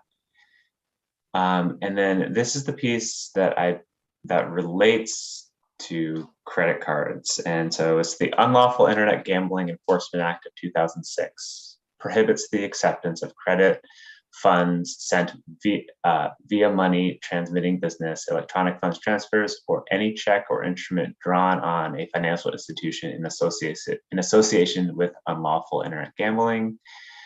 And under this federal law, a main entity may sell raffle tickets via the internet only if the raffle is authorized by Maine law and the entity either sells tickets only to individuals physically located in Maine or ensures that the raffle is legal under the law of the state where each person purchasing a ticket is located. And that's a good time for me just to point you to another document. I'm not quite done with the bill analysis, but I will point you to this document that our wonderful researcher, Kristen Braun, put together for the committee. There is a chart here of state laws regarding online sales of raffle tickets. And I believe she's gone through and noted every state that addresses this directly, ones that are silent on it. And so this is a really good document for the committee to look at when you're thinking about what other laws are doing. And we're very grateful to Kristen for putting this together for us. Jumping back to the bill analysis. The last thing, two things I want to note is that the Oxford Casino and Hotel raised concerns related to the use of random number generators for the purpose of conducting internet raffles. And specifically, and if I understand this right, and they may be able to speak to this better, but specifically my understanding of the concern is that combined with the requirement to use a payment management system proposed in the bill, a random number generator could be used to set up multiple raffles and create the potential for an entity to operate what is effectively, and they called it an online raffle slot machine. And if you go to the electronic LD file, you'll see the testimony provided explaining their position on this. I will also note that the Gambling Control Unit, I believe their new the new proposed amendment was meant to address this concern in particular, and they may be able to speak more to that directly as well. The last thing I will point the committee to before I turn it back to you is that the Gambling Control Unit did provide some information about the fiscal impact of this bill, although we don't have a formal fiscal note yet. They provided this summary below for charitable gaming expenses from 2021. And then in another document, because I didn't know how to put it in this one, they also provided what looks to be kind of like I think this is the information they would normally give to OFPR to help them create a fiscal note. So you have this document as well. It's titled Re 1980 GCU Fiscal Impact Info. So with that, unless there are any questions for me, I'll turn it back to the committee at this point. Thank you, Sam, very much. Are there any questions from committee members for Sam at this time? The question that briefly I have, I was scrambling to try to find the documents on my other computer. What is the difference between the updated amendment that you sent us this morning and the one that we had in our possession last Friday? I'll pull it up right now and I can show you.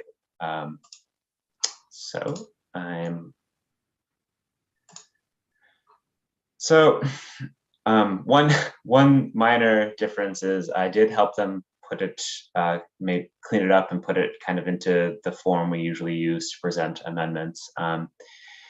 But the big change that I think, as I said, they may be able to speak to this better than I can, that I think was meant to address this.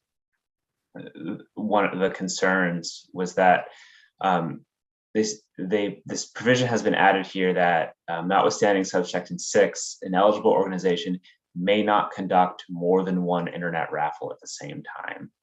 And I think I believe this was the most significant change that was in here. But like I said, the Gambling Control Unit may be able to speak better to that. Great. Thank you. I am going to invite Director Champion into the committee panel to take any questions that we may have. And I'll check to see if, good morning, Representative Corey.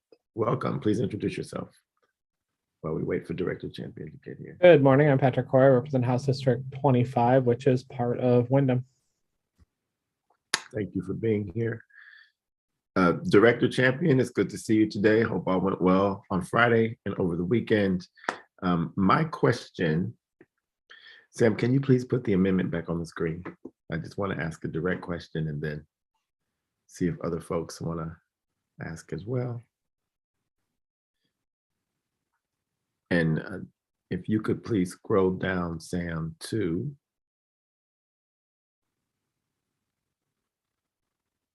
keep going, please. Thank you.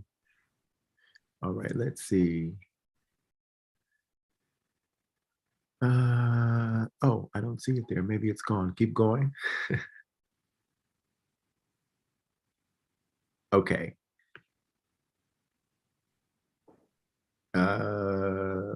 Keep going, please. Thank you. Okay. Maybe I read this incorrectly, Director. There is no requirement in this amendment for the person who wins the raffle, that person to draw anything out of a container, is there? No, what we had done in the First Amendment was we were identifying the differences in how the different types of raffles would establish who the winners are. To kind of put this in real layman's terms, if this passes, there'll be like 3 different levels of how an organization runs a raffle. Okay, first would be what I describe as old school. And that's where you actually go out and you sell a ticket. You hand the person the ticket for the amount, $1 raffle, whatever. You tear off the ticket. You put one, the recipient or participant holds one, and then you put the other part of the ticket into a container, right? That's the first level, very basic.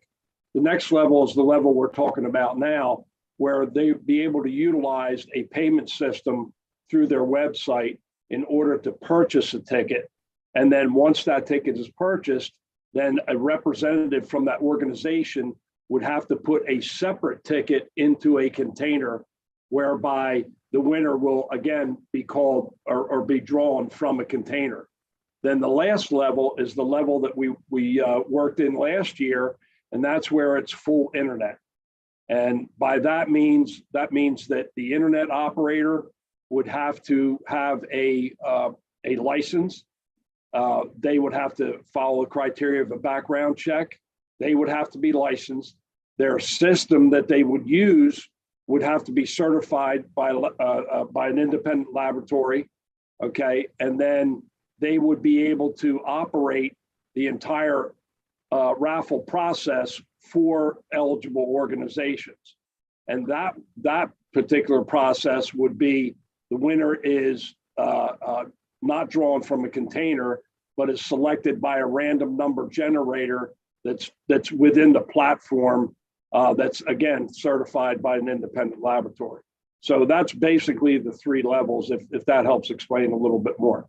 Yes, it does. Thank you, Director. And Sam, if you could please stop sharing your screen, I'd appreciate it very much. Thank you so much. So, Chair recognizes Representative McCray. Thank you, Mr. Chair. A couple questions. Am I understanding that this can't be a credit card purchase? It can be a debit card purchase? Yeah, and I realize that's splitting hairs probably, but debit is supposed to be like cash.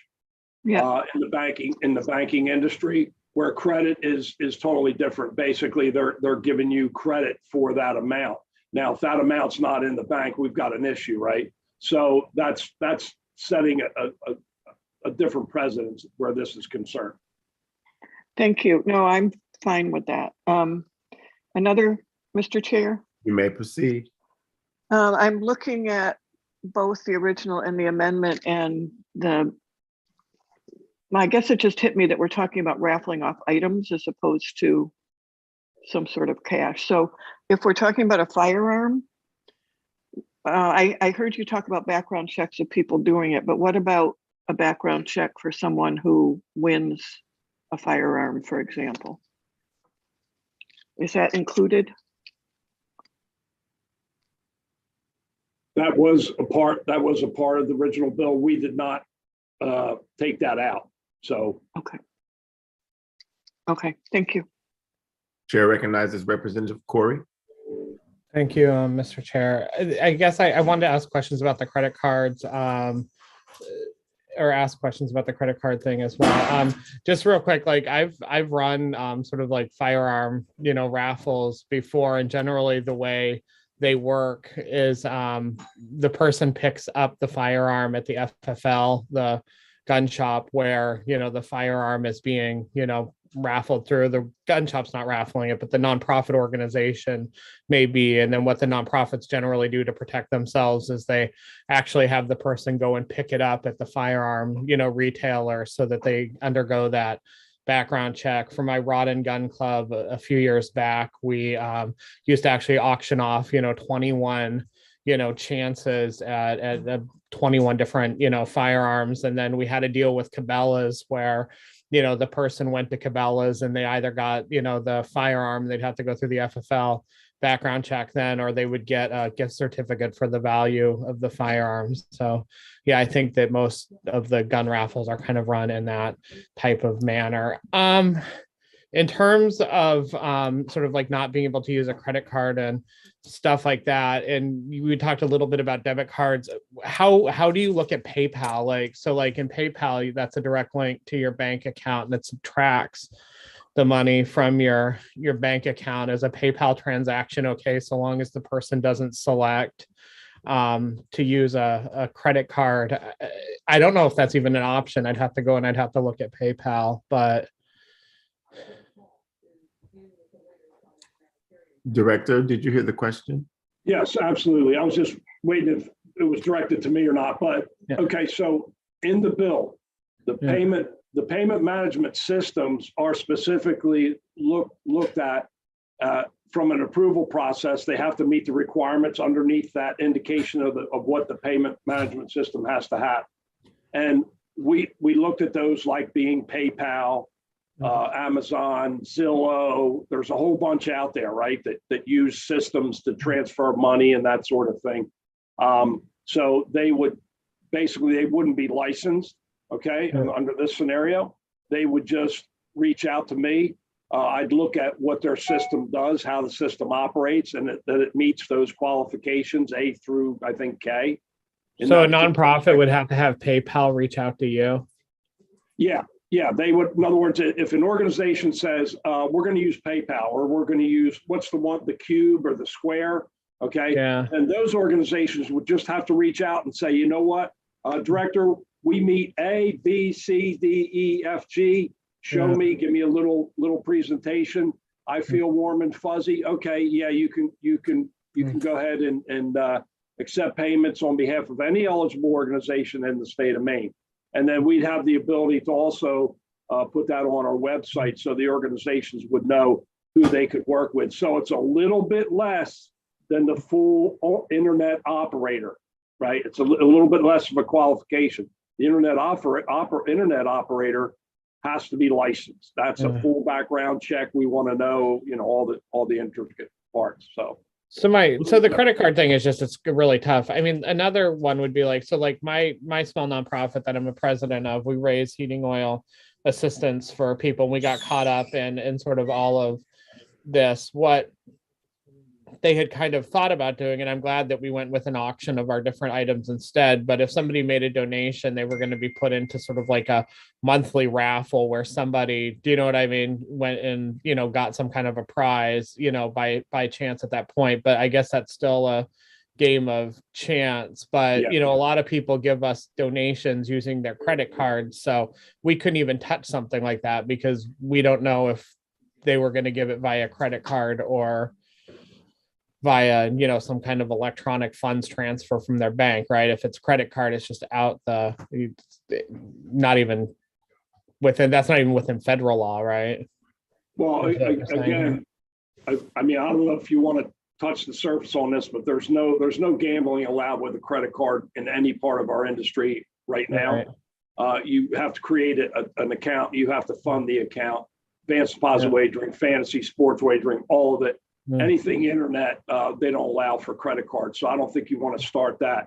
But there is one mention in the bill that whatever you use for membership, you can use for that particular, or for the purchase of a raffle as well. All right. So I don't know what you have set up with your different organizations. I'll have different setups for membership fees. But this allows for that as well, because the purchasing person is a member. Okay. So it's a lot different than making it open to the general public. Oh, so like if the NRA, for example, like this is a really good example, for me, they run a raffle every year of firearms, and basically what they do is renew your NRA membership. But I also think they say that you don't have to renew it, which probably gets them out of that thing. But I think it's a membership drive that you can win something, but so long as you're a member, I guess, then it's legal. Okay. Director Champion, this may be a question for you or someone else in the department, but can people use credit cards for megabucks in the state of Maine? Well, that falls under lottery, and there was a discussion about that. I'm not a gambling person. I'm like the chef that cooks all day. When he goes home, last thing he wants to do is cook dinner. So, but my wife will occasionally, grab a ticket here or there. And when she goes into a gas station, she'll use her debit card, right? Her bank card, and not necessarily a Capital One credit card. So therein lies, I think, the difference. Thank you. Chair recognizes Representative Chiazzo. Thank you, Mr. Chair. Thank you, Director Champion, for putting the amendment in. So bill was originally presented as a means for small nonprofit groups to have a lottery. I notice your amendment strikes the definition of small nonprofit raffle operator. Can you explain why that was done? Yeah, I think from the first look, it was like a lot, a lot to add on to get to where the organizations wanted to get. And so it just seemed like a lot. And that's one of the other reasons why, I've been basically operating since I became executive director in 2016 with the same staff that I have today. And when I first came on, we had our regulatory oversight was 2 casinos. All right. And now we got charitable from state police, transferred charitable gaming over to us. We have fantasy. We're looking at sports wagering and all this sort of thing. So we've been taking on the extra work, but I think now we're probably at the point where we're needing some additional staff to continue to regulate all these extras, so to speak.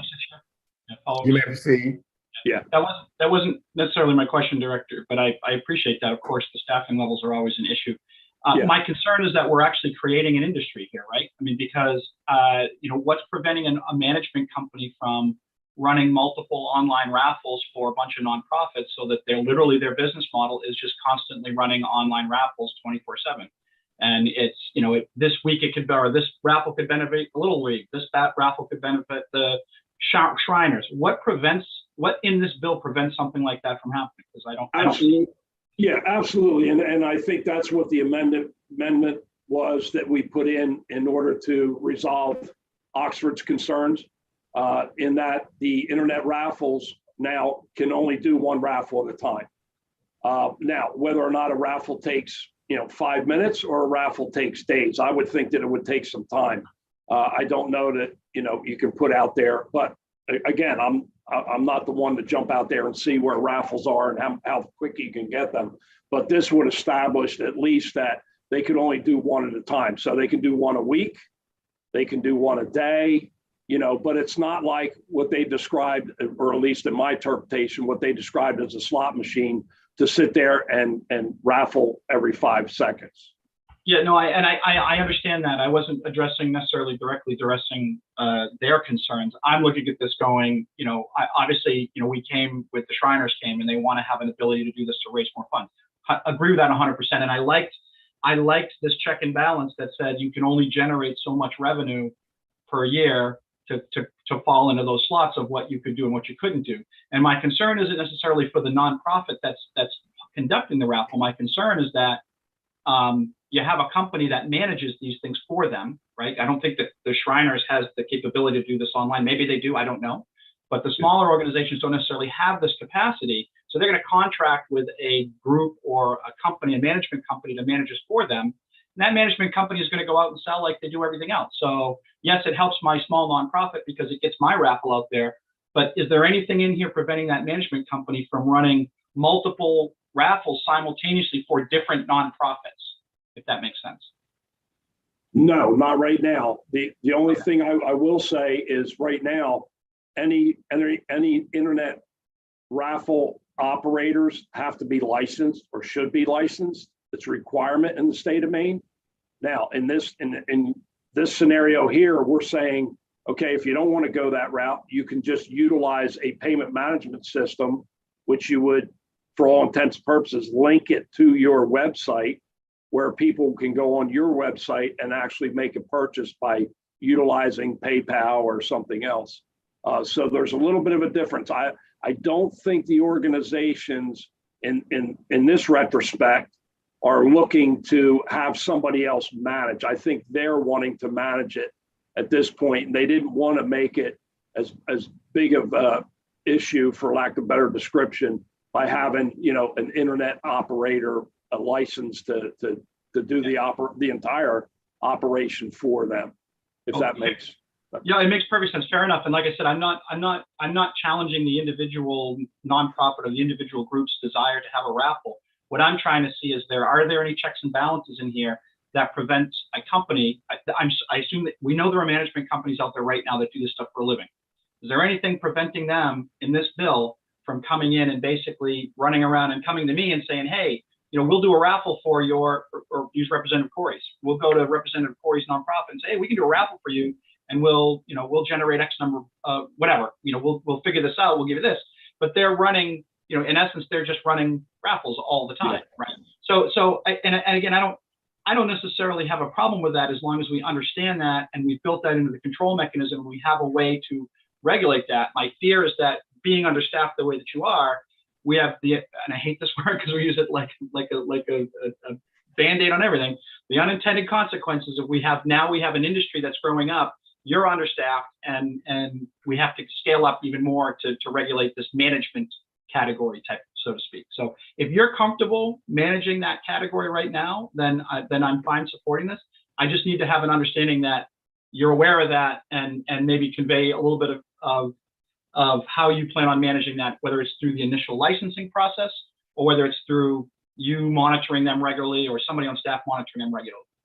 Yeah, and that's what we're doing. We're doing a lot more monitoring. The state police probably either didn't have the capability or it wasn't really a top priority on their list, and now it's become one on ours. So we're doing a lot more auditing of organizations to meet the requirements by law and all that sort of thing. I would only say that, if an organization comes to us and says, we want somebody else to operate this internet for us, we would say, okay, you need to direct them to us to get licensed first. Now, if the organization's got a website and they're going to do it themselves, then that falls under the category that we're talking about now.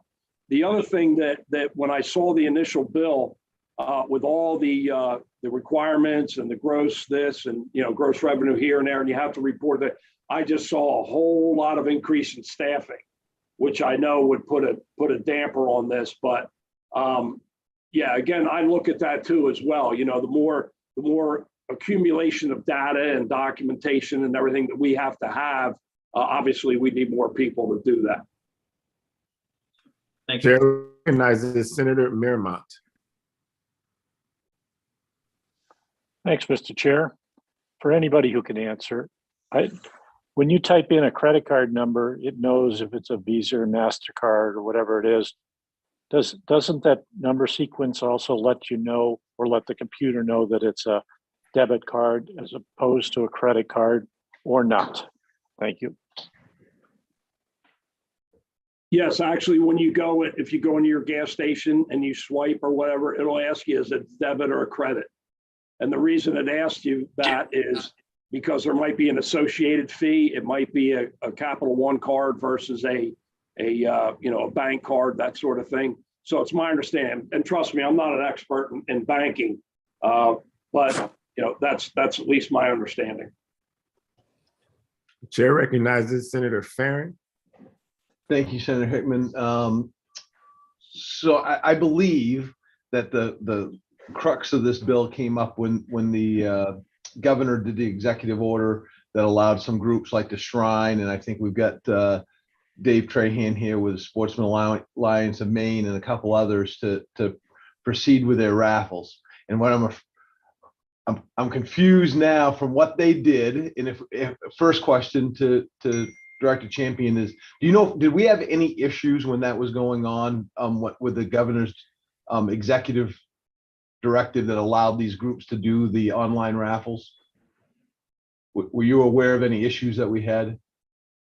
Oh, prior to the internet? Yeah. Well, basically, I think it was COVID, and obviously the organizations were reaching out and saying, "Hey, we want to be able to do this on the internet." Now, pre-COVID or pre-LD 671, you were able to purchase a kind of gray area in the law at the time. The legal interpretation was, well, we didn't say you can't purchase it, So basically, when the subject matter came up in the next session, we just wanted to tighten it up and make it, make it realistic. Internet raffles they're fully allowed in Canada, and I haven't looked at what Sam presented to you today. But only from the knowledge of reaching out to my colleagues in other agencies in other states. There's maybe one or two other states that actually have online raffles, and they only allow for the purchase. but the actual winner has to be drawn from a container. So they're not actually full internet online raffles like Maine passed last year. And the reason we did that with the internet raffles with the operators and stuff is we wanted to make sure they were who they were, that they presented a game obviously with the highest integrity, and that people have a fair chance of winning, not their aunts and uncles and stuff, that sort of thing. Because some of these operators are not in Maine. In fact, we've addressed one who's been doing it without being licensed, and that operator's from Arizona. So, you know, we're just trying to be cautious because we want, even though everybody tries to do a nice thing for charitable organizations, and we all appreciate that, but some have a sense that, you know, there's a possibility they could win that gun or they could win that snowmobile. But if there's an organization that's doing it and their aunts and uncles and cousins and everything else are always selected to win, that makes it hard, you know. Follow up, Mr. Senator Hickman. You may proceed. First of all, you know, in rural Maine, we're all related, so it could be a relation that wins that. But what, Dave? So I would, with that going on, two things, I guess. One is I'd ask I think the bill sponsors on here as well, to see if we're hitting the intent of what this legislation was. We got the Sportsman Alliance of Maine, and I know the Shriners are really impacted by this as well. And I don't know if we have anybody in the attendees list to address that as well. Thank you, Mr. Chair. Thank you. I do have David Trahan here. Can you please introduce yourself, sir, and let us know how you feel about the amendment, and then I will turn questions back to the committee. Yes, well, thank you. It's David Trahan. I'm representing the SAM-ILA Institute for Legislative Action. We did ask Senator Jackson to submit this bill. So other legislators did as well, and we felt what happened last year just didn't work for the target audience of nonprofits that we were looking to help. As you remember, I think the governor did an executive order that allowed internet raffles during the COVID crisis, the height of the crisis. That was an attempt to save some of the nonprofits that couldn't raise money any longer. Well, the bill that got passed obviously was unworkable. Our 70 fishing game clubs we partner with, many of them do raffles. So we were trying to, and the reason that bill was drafted the way it was, and I did it, was to capture that small group of nonprofits, I should say, group of small nonprofits that really were most vulnerable during COVID. So that was why we tried to create a structure with a limit on how much money could be generated. We required that they be an in-state nonprofit, and that was to get that targeted group. I'm a little cautious opening it up to groups besides nonprofits, because if anyone sees an opportunity there to make money, they may take it. As far as the amendment goes, we are fine with the progress that we've made this year with this bill. I think that Mr. Champion has tried to work with us to try to craft something that was workable for that group I mentioned. The only item on here that still concerns me is how do we as a nonprofit, maybe others that do this, it's not as hard, maybe there's a solution to it, but we have a membership that is not just Maine, it goes across New England. We have members who are as far away as Iraq when the Iraq War was going on. So they're all over the place. And how do we control when a member buys a raffle ticket on our website and they're in another state? And I just really don't know how we can do that. So that provision in there, I don't know how it's workable, that they physically be in the state when they purchase an online raffle ticket. Director, would you like to respond to that? Because I have no answer. Director Champion, did you hear that question? Yeah, I did. I would say it's a preference, and then I would also ask maybe Sam and Janet to look in it from a legal standpoint of whether or not transactions like that can be made across states. I'm not so sure that that's permissible, but again, I'm not the legal side. Thank I'm you. just looking for a way to police it more than, I just don't know how to do that. That's all. Sam, you have that chart. Can you put the chart back up about what other states do, please? I may have seen something on the chart to answer the question, but I don't know. Literally. The more we talk about this, the more confused I'm getting. And while Sam is putting that up, Director Champion, I'm still unsure why you deleted the definition of a small internet, nonprofit internet raffle provider. Well, You said it's too much, but I don't understand that. Yeah, Senator, mostly because it added a whole lot of work for our unit, which would require a little bit more staff, maybe in addition to an inspector. I would also need an auditor separately to track all this, because there'd be some auditing involved and all that sort of thing as far as, gross revenue and the requirements that were placed in there. I just saw it as a lot of additional work for not really, I mean, we don't know how much extra revenue this is going to generate. So I didn't want to really place a lot of expense on it if I didn't have to. Okay, great. So I'm going to recognize Representative McCray, who's been waiting patiently, then go to Sam to walk us through this chart to see if there may be an answer in the chart to the issue that David Trahan just raised. So Representative McCray, the floor is yours. Thank you, Mr. Chair. Senator Farron actually answered some of my questions about what Mr. Trahan said. I think it was Mr. Trahan said what we had wasn't working, and I'm still not real clear on why not. I do think we've done an awful lot of things to enshrine things that we did during the pandemic that we liked and that were successful and we want to continue. But as you said, Mr. Chair, the more I hear, the more confused I am. I thank you for mentioning the chart. I looked at it and it does talk about in-state using geolocating. So I don't know why we wouldn't want to do that. And I was fine with this when it was helping the Shriners, helping a small nonprofit. I'm less and less fond of this if we keep going and change it from what it was. I'd also like to ask Mr. Trahan a question if I could. You absolutely may. Mr. Trahan, you won't be surprised to know I have questions about firearms. And what are we talking about when we're talking about a raffle that would include a firearm? Which I assume we're talking about hunting, but could you be more specific? Sure.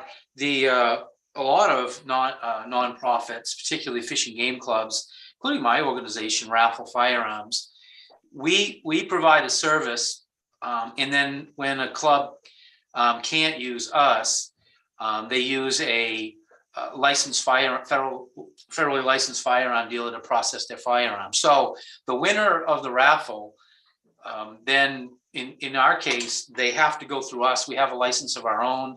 We conduct background checks on all firearms that we either auction or raffle. And then our fish and game clubs, they either go through us or a local dealer that we often give them a name of a local dealer, and they process their firearms through those dealers. Thank you. That's helpful. But what type of firearm are we talking about? In our case, our firearms are donated mostly by either our partners, Cabela's or somebody like that. So it can vary on what gets donated. Usually firearms that I would say most of our firearms are hunting firearms, shotguns, rifles on occasion. We do get an AR donated occasionally, and we'll raffle ARs, but again, they all go through a licensed dealer. Before I may not get called on again, I was quite surprised with Mr. Champion's comments around having to hire an auditor. The reason that we put in the bill that you had to be an in-state nonprofit, every nonprofit has to get registered with the Secretary of State, and we are assigned a number. In addition, the auditing component is done through the IRS. We have a 990 form where we have to report all of our income. So I think it would be easy to do an online registration where we had to supply all of our nonprofit information. And then really all you'd have to do is have us follow up. And that was why the provision of the law required it at the end of the year to certify how much money you made on your raffles to ensure that you were under the limit. If not, I could see having to pay the upper limit, which would be the next category for your fee. So there was, we tried to build in a process to fix that. Thank you, Mr. Train. Sam, can you just scroll down on the chart that you have up? And since I also see your hand is raised, you may speak and let us know what it is you're hearing and thinking based upon this chart. I just want you to scroll down on the chart so I can see the rest of the columns around prohibits online sales out of state. Thank you. And the floor is also yours if you'd like to provide some clarity based on what you've heard. Thanks. Thank you, Senator Hickman. The only thing I was going to ask is if the committee wanted me to show them the current definition of eligible organization. Yes. Under the law. Do you mind if I navigate away from the chart briefly? Yes. Okay. Absolutely. So as you see in Title 17, Section 1832, subsection 2, this is our current definition of eligible organizations, and the amendment provided by the Gambling Control Unit would this is the scope of organizations that are addressed in the amendment. So I just thought it might be helpful, since everyone's having a conversation about what kind of organizations are in or out, for you to see this. Thank you. So for folks who can't see this on YouTube necessarily, we're talking about an agricultural society, a bona fide nonprofit, charitable, educational, political, civic, recreational, fraternal, patriotic, or religious organization, a volunteer fire department, or an auxiliary of any of the organizations in paragraphs A to C. Thank you for that clarity, which means it wouldn't matter the size. All of these are eligible, correct? I believe that's right. Yeah. So back to the chart, please, sir, of what other states have in their laws, if anything. And if you just continue to scroll down for my own benefit. Keep going, please. I'm just looking at that middle column. Kentucky says not explicitly prohibited, but the raffle system, online purchasing platform, or the patron device must be able to reasonably detect the physical location of an authorized patron attempting to access the service. Third parties may be used to verify the location of patrons. So that would be like the locator we were just talking about, if I understand that correctly. Anyone who would share it out there? Okay, great. And can you just continue scrolling to the end, please, of the document? The last page, like page 13. Nope, scroll back up. I'm looking for information. So Montana, if you scroll back up to Montana, where it says prohibits, it says no, they don't prohibit it. Nonprofit organizations may sell raffle tickets outside of the state of Montana if the purchase is not prohibited in the jurisdiction in which the purchaser resides. Okay, interesting. Can you please scroll down to the end? Unless I catch something that I want to read. Continue, please. 13 pages.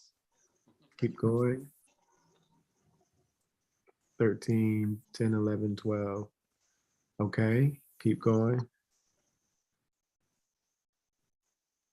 And looks like Montana is the exception if there is a provision at all. We see in West Virginia, any licensee conducting an online bingo or online raffle must utilize a geolocation system to reasonably detect the physical location of a patron attempting to access the online game, and to monitor and block unauthorized attempts to access the game when the patron is not within the boundaries of the state of West Virginia. If you could take that down for me now, sir, that would be great. I'm gonna call on, oh, he's not here anymore. Okay, I was gonna ask the bill sponsor if he wanted to make a comment about this amendment, but I do not see him. So with that, the chair recognizes Representative Corey. Oh, there he is. Mr. Jackson, President Jackson. I'm wondering, as you hear this conversation, since this is your legislation, if you have any questions for anyone or any comments about what you've heard so far. Thank you, Senator Hickman, members of the Representative Chiazzo, members of the Veterans Legal Affairs Committee. You probably have been seeing me too much, is why you don't want to see me anymore, Senator Hickman. But I'm Senate President and serve Senate District 1. I appreciate very much the conversation. I'm a little still confused. I mean, and to Representative McCrate's point, the committee last year took this issue up. It unfortunately was, so onerous that very few of the people that was intended to help did it help. And that's why we came back with another bill this session to try and clarify, these small operators across the state, have been challenged throughout this time. And working with the Director Champion, I very much understand the problem that he faces, trying to make sure that people don't scam us. I mean, and I appreciate that work. Unfortunately with gambling, there's people that are always going to do that. And there's nothing that we're going to be able to do today that's actually going to stop those people from doing it. But I don't think because of that, small operators should be held to such a high standard that they can't participate. I mean, the way it was last year, it was just too costly for many of these organizations to get into it. And now, trying to create a system where registered nonprofits could operate, online. It would seem like, if they're registering, we know we can, look at them, scrutinize them at that point.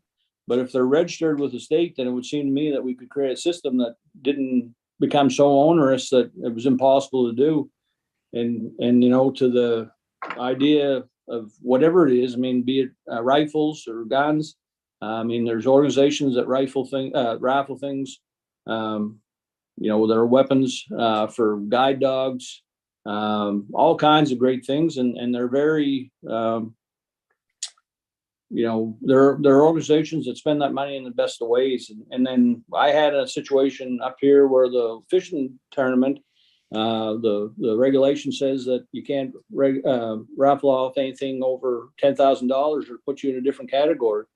Well, 20 years ago, a snowmobile was under $10,000. Unfortunately, now it's not. They're still raffling the snowmobile, but now they've gone into a different category just because of the price of everything going up. I just think I'm hearing from the Shriners that this is tough. I'm hearing, well, obviously we've heard from Dave Trahan. I'm just very perplexed that we can't come up with a system where we know the players, we know the registered nonprofits, we know them, we certainly can regulate them and then turn around and create a system that's not that hard for people to go ahead and do, their online raffling. So, President Jackson, are you suggesting that your read of this amendment doesn't carve out any space for the intent, the nonprofits that you were intending to help with the bill? As you've heard, I still think there's some challenges with this, be it out of state, people that are out of state. How are they going to regulate that as far as their own selves, as far as the nonprofit? I still think that there's some things that we need to work through here. I'm hopeful, and I appreciate Director Champion moving towards that way. I just think that there's still some things that are seeming to be problematic, and this will be 2 straight years if we don't get this right that we didn't actually accomplish the goal of making it easier for legitimate nonprofits in Maine that may have members outside of Maine being able to do this online. Thank you, Mr. President. I will let the committee and the attendees and the public know that the VLA committee intends to meet on Friday to go through our budget report back and to look at any other language that we have for bills that we are going to report out. I will also tell the audience today that when we finish this conversation, we will take a brief break and come back and discuss, so people know, a potential committee bill on sexual assault in the Maine National Guard, so that there's no surprise around that. So with that, the chair recognizes Representative Corey. Thank you, Mr. Chair. Yeah, I mean, looking at this and, having sat on the boards of a lot of local nonprofits, along with leading sort of local nonprofits, I don't know how much of it's, federal law or, how much of it's state law, trying to mimic some of the other state laws, like when we talk about geolocation and stuff like that. One, big issue that I see, at least with the geolocation thing, is that a lot of people aren't in Maine, all year long. A lot of us winter in Florida and everything else, and they have affinity for certain nonprofits within the state. They still support their home state and everything else. So while I think this is a move in the right direction, I'll tell you, my nonprofits that I'm associated with probably would never do raffles and stuff like that under these rules. It's just way too, risky. And as we try to, further define things to make things happen, I think it becomes more and more complicated for these organizations that are trying to do good in our communities, to do it. I just real quick, so like I've also seen, I know that firearms came up. I've also seen local volunteer fire departments rifling off firearms. All of the firearms that are being rifled off are legal, federally legal firearms and legal within our state. And people own firearms for a variety of reasons in our state, that hunting, self-protection, sporting, like participating in sports, and everything. That I don't know why people owning guns is an issue, or people trying to get guns. It's a very popular thing, within our state, to legally and safely and responsibly own firearms, that I'm not sure why this is even a discussion. Anyways, cool. Thanks. Are there any further comments or questions from the committee regarding LD 1980 at this time? So for me, the chair recognizes Representative Senator Farron. I like some other folks have mentioned, I thought this was pretty straightforward, and I've gotten more confused as the conversations go along. One thing I do have for Director Champion, we talked about not the credit cards, but doing debit cards. I did receive some feedback that there still might be some confusion about the actual bank transfers. It might be from your standpoint or our standpoint, when we're looking at this, the difference between a credit card and a debit card, but there's still that transfer of funds within the banking industry. So this thing just keeps getting a little more complicated and complicated as we keep getting into it. I just wonder if you've heard any of those concerns as well. No, and actually I've not heard anything. And actually the term under that, as far as what a debit is, and it's from one bank to another, actually comes from the banking industry. That's how they defined a debit transaction. Thank you. So given this conversation, the fact that there is confusion among committee members, and it looks like the amendment may need some more work, I am going to request Sam. I'm going to request Sam. No, I didn't mean to cut you off, Senator Hickman. I was really raising my hand just so I could maybe help clarify something before moving forward. So I didn't mean to interrupt you. Any clarity that you may offer is fine. Okay. If it's all right, I'm just going to share my screen briefly. Yep. So I did just want to point again to this piece. This is the Unlawful Internet Gambling Enforcement Act of 2006. This is a federal law. And so just when the committee's thinking about the piece about, verifying the location of where each person is purchasing a ticket, I just want to make very clear that, under the federal law, a Maine entity may sell raffle tickets via the internet only if the internet raffle authorized by Maine law is authorized by Maine law, and the entity, one, either sells tickets only to individuals physically located in Maine, or two, ensures the raffle is legal under the law of the state where each person is purchasing a ticket is located. So I just wanted to highlight again that this is the federal law that I think is raising this issue that people are talking about verifying the location of the purchaser. So. Thank you. I appreciate that very much. Chair recognizes Representative Corey, and thank you, Sam. Thank you. So that's an or there, right? Like it's not an and, it's an or, like it's one of those two items. Okay, so somebody, so long as it was a legal raffle within your state, and out-of-stater could actually purchase a ticket from what I'm reading there, correct? So yes, it's an or in that the individual either has to be physically located in Maine, or two, if they're buying while in another state. But it's a legal raffle in that state. Legal under the laws. Yeah, that's it. Correct. And Sam, can you please put that back up on the screen? Please, yes. I appreciate it. I don't mean to sound impatient. My brain works fast and then it slows down. Okay, so let's see. Sent via or any check or unlawful. Okay. Under this federal law, authorized. So this still disallows a credit card from being used, even if the Maine law says that it can be. Is that correct? I don't think so. I think my reading of this is that the prohibitions are about they only apply if it's an unlawful internet gambling. So I believe that if you follow the provisions highlighted in this here, a credit card could be used. That's the way I read it right now. And if I'm wrong, I will absolutely correct that for you. Appreciate that. The chair recognizes Mr. Trahan, whose hand is raised.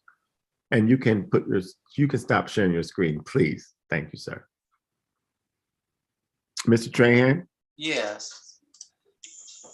Yes, thank you.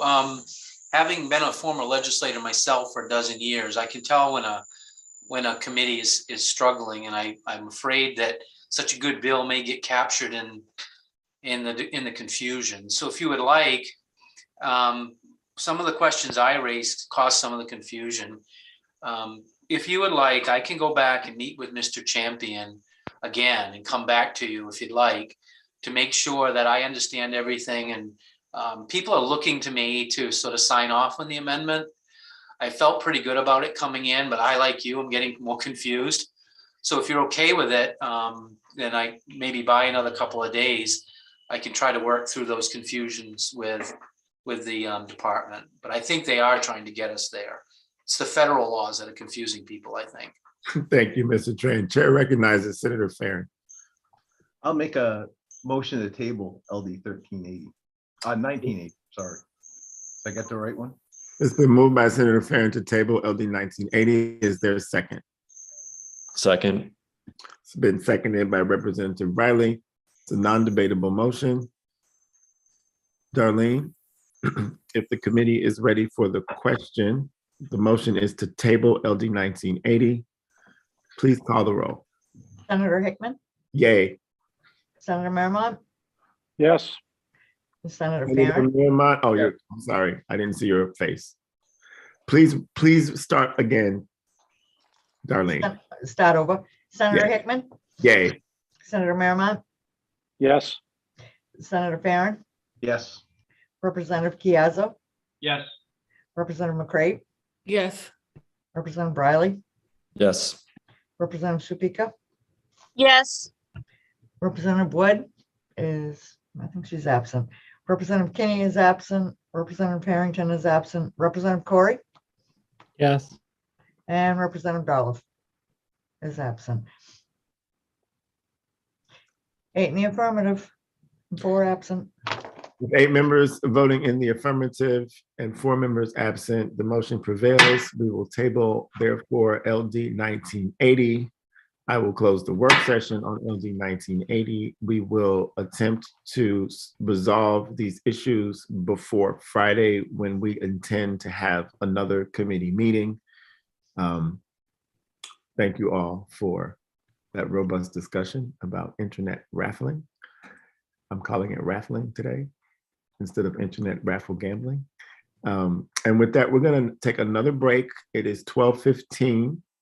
When we return, we will discuss a committee bill on trying to deal with sexual assault in the Maine National Guard. I am going to ask people to get lunch.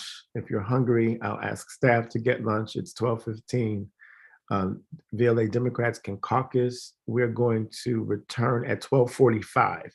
So we're going to take a half an hour only so we can try to finish our work before, 1:30, 2 o'clock, just because people have afternoon appointments, myself included. So with that, the Joint Standing Committee on Veterans and Legal Affairs will stand at ease until 12:45.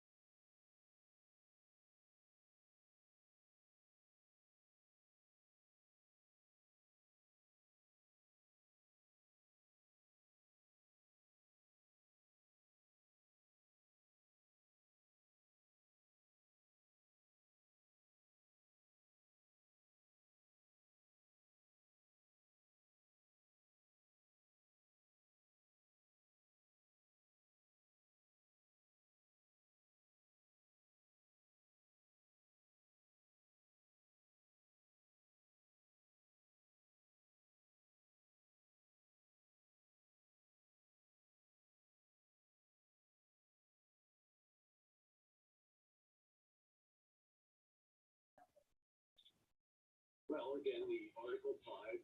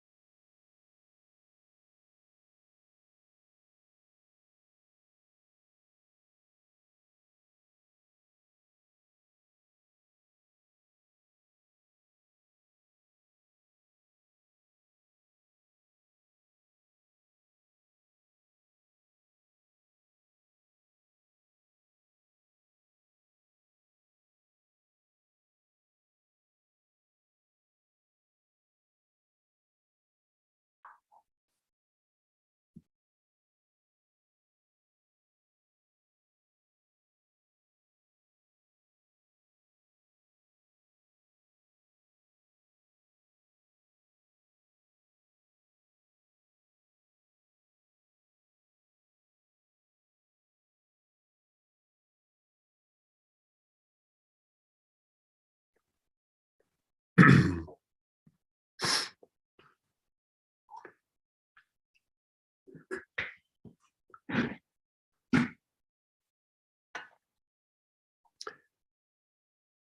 is 12:48. Welcome back to the Joint Standing Committee on Veterans and Legal Affairs. I do hope everyone had a good stretch, a good lunch. We're in the home stretch of all of our committee work, and we have one more item on our agenda today to discuss in open court. And so, Janet, if you can please share your screen, and I am going to ask you and Representative Riley, who you worked on this language with, to talk to us about it. And the goal today is to decide whether or not the committee is going to vote to authorize the committee to report out a bill that would be entitled "An Act to Enhance the Prevention of and Response to Sexual Assault and Sexual Harassment in the Maine National Guard."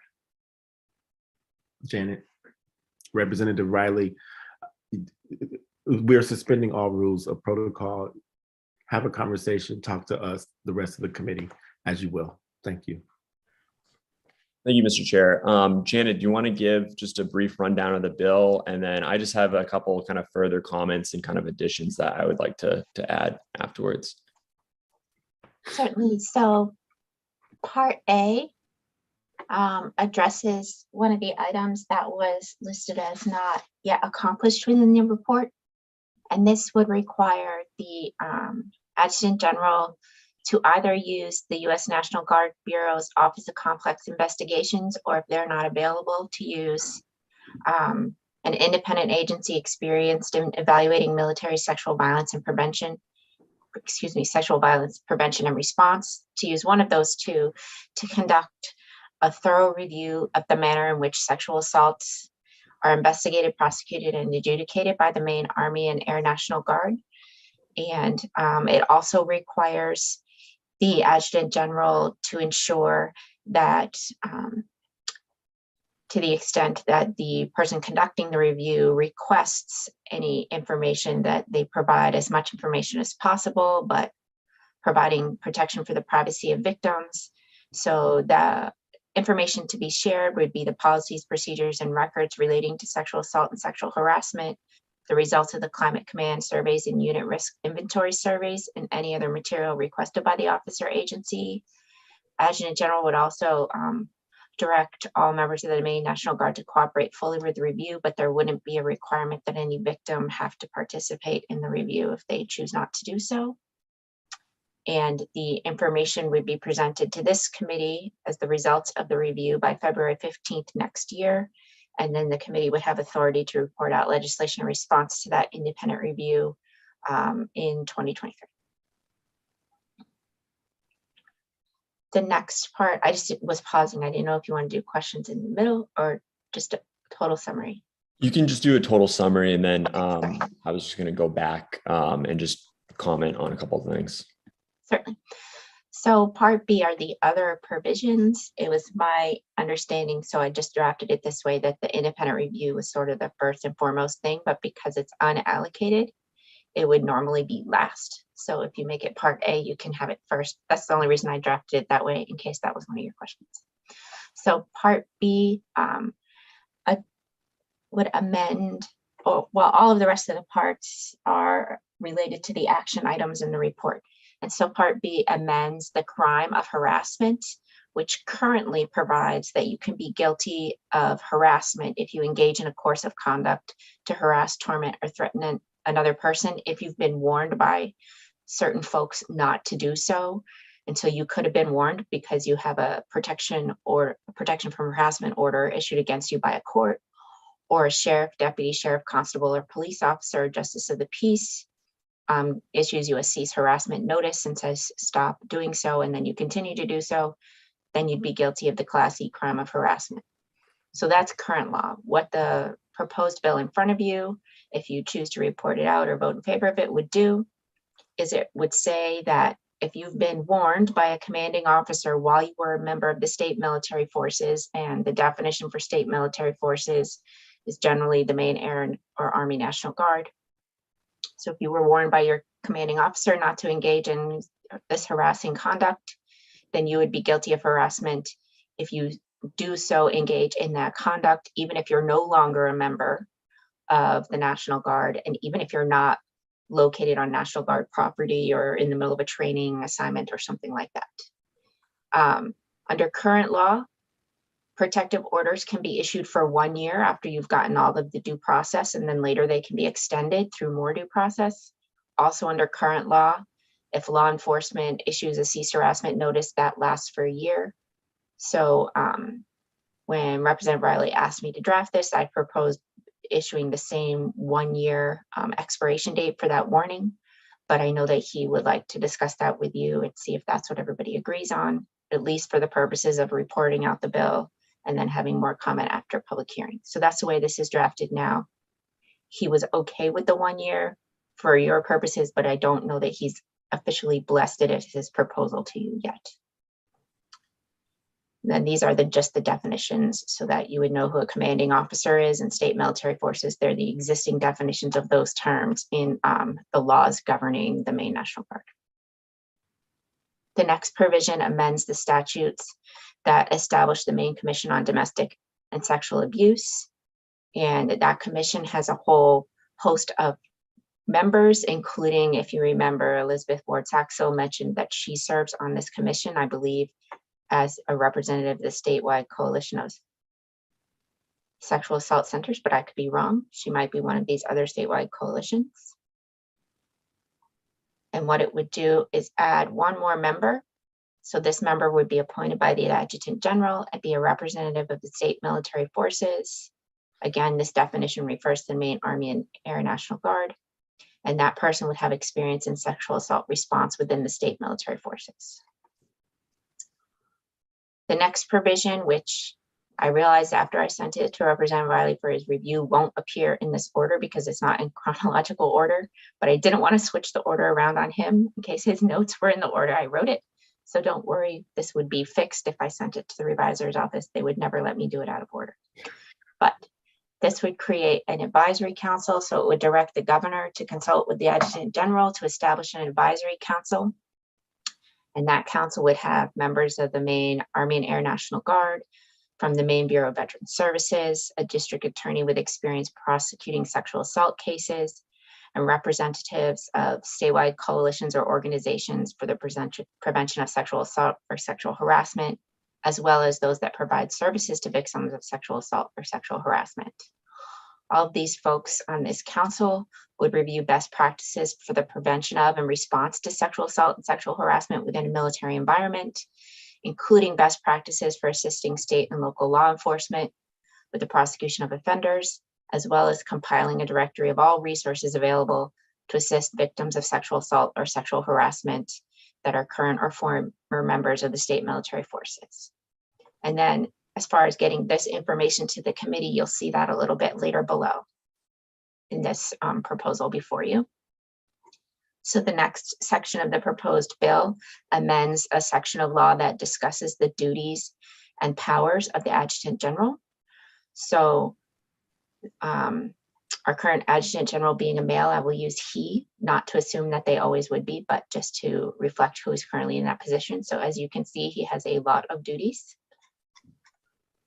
As we come down here, we would add more, starting in subparagraph 24, would say that the Adjutant General would provide current and former members of the state military forces. Again, we're going to use that same definition throughout. The Maine Army and Air National Guard, that's the way it's defined. If they were the victims of sexual assault or sexual harassment while members of the state military forces and they're involved in a state criminal or civil court proceeding. Civil court proceeding, just as an example, might be a protection from harassment proceeding, but it could be another proceeding, or proceedings under the Maine Code of Military Justice. As long as they're related to the sexual assault or harassment, the Adjutant General will be directed to provide financial assistance to cover the expense of traveling to and participating in those proceedings. In addition, the Adjutant General would be required to enter into a cooperative agreement with the statewide coalition against sexual assault for the provision of advocacy and support services to members of the state military forces and their family members or victims of sexual assault or sexual harassment. This cooperative agreement, is that what I called it? Sorry. Yes, this cooperative agreement would include provisions to allow individuals to request that the coalition report incidents of sexual assault or sexual harassment within the state military forces to the Adjutant General without revealing the identity of the victim. So not only would that the coalition provide supports, but it would also provide a means of anonymous reporting if the person didn't want it to go directly within the chain of command. The cooperative agreement would also require the Adjutant General to share with the coalition the same information that is required to be shared with the independent review panel. So this is more of an ongoing review that would keep happening over time so that the coalition could assess and provide recommendations annually to this committee related to the prevention of an appropriate response to sexual assault and sexual harassment within the state military forces. Now, this is written as is that the Adjutant General would request the coalition to submit because Maine law does not establish this coalition against sexual assault. And so you cannot, as a state, direct that coalition to do anything. But you can request that the Adjutant General enter into an agreement. If you wanted to make it a contract with funding, then you could, of course, put in a requirement for this annual report. But my understanding is that you wouldn't be able to just direct, just like you couldn't direct in here that, you know, like Chimbro should from now on produce bridges for the state of Maine for free. You know, you just can't make those kind of requirements in law. That was a terrible example, but it's all that came to mind. The next provision in the bill would require the Adjutant General to provide a new annual report to this committee. And it's the same February 15th date as the annual report that would be requested from the coalition, and the same February 15th date that's used in the independent review panel provision above. And that annual report would include data of all incidents of sexual assault and sexual harassment within the state military forces in each of the preceding 10 years. That's to hopefully allow for trend data, including information on the current duty status of victims and the outcomes of any state or federal criminal or Maine Code of Military Justice proceedings arising out of those incidents, but again, with protections to ensure that the sharing of such data would not reveal the identity of any victims. In addition, the report would include a description of all sexual assault and sexual harassment prevention training provided to members of the state military forces in the preceding year, description of the current practices and procedures for the prevention, investigation, and disciplinary action taken in response to sexual assault and sexual harassment reports, as well as a summary of the activities of the advisory council that's established under the earlier provision we talked about, which once I put the provisions in the right order will in fact be a later provision. Great. Thank you, Janet. Could you go back up to section A1? Yep, sorry, everybody close your eyes for a sec. There we go. Yeah, so in the Bangor Daily News's Maine National Guard outlines reforms in handling of sexual assault. They did cite in this article states such as Vermont and Wisconsin called for independent investigations. Both those states used the Office of Complex Investigation. I believe Wisconsin also had another investigation prior to the OCI investigation with their Attorney General. I mean, this area right here for the independent investigation is something we're going to need to talk about further, whether it's OCI or we bring in the AG but we need to definitely do some research to make sure that it's the best possible investigation. Janet, could you then go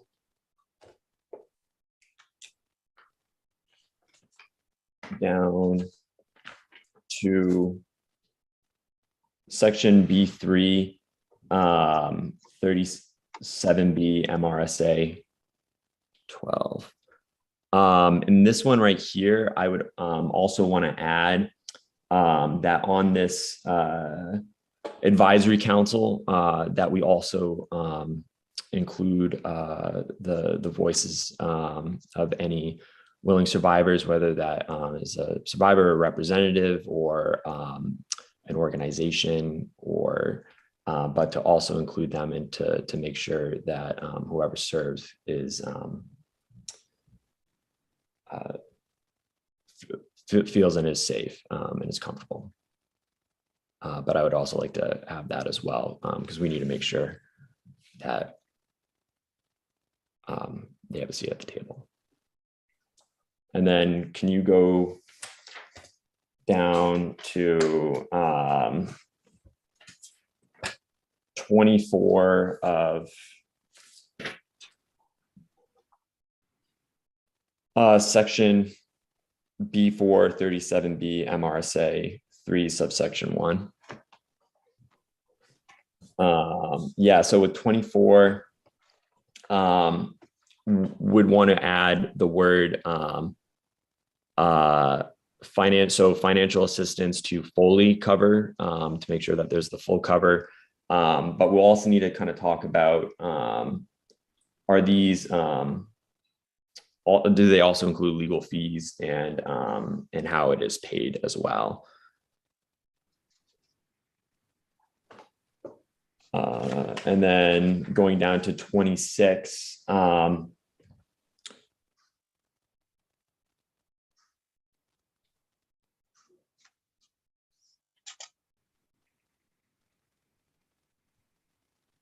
whenever Janet's ready. 26, to also include the coalition as well, the Adjutant General and the coalition shall submit, if that's possible, to include that as well. Again, I don't know that you can direct them to do Okay. so. Are you talking about which part are you talking about? I'm sorry. I'm talking about right there at the beginning, in between Adjutant General and then shall. So you can say that in consultation with the coalition, if that Okay. works.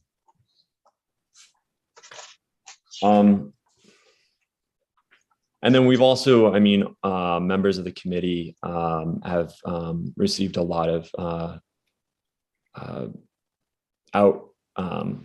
been contacted by a lot of survivors who have also offered further language that we'd like to look at further and discuss.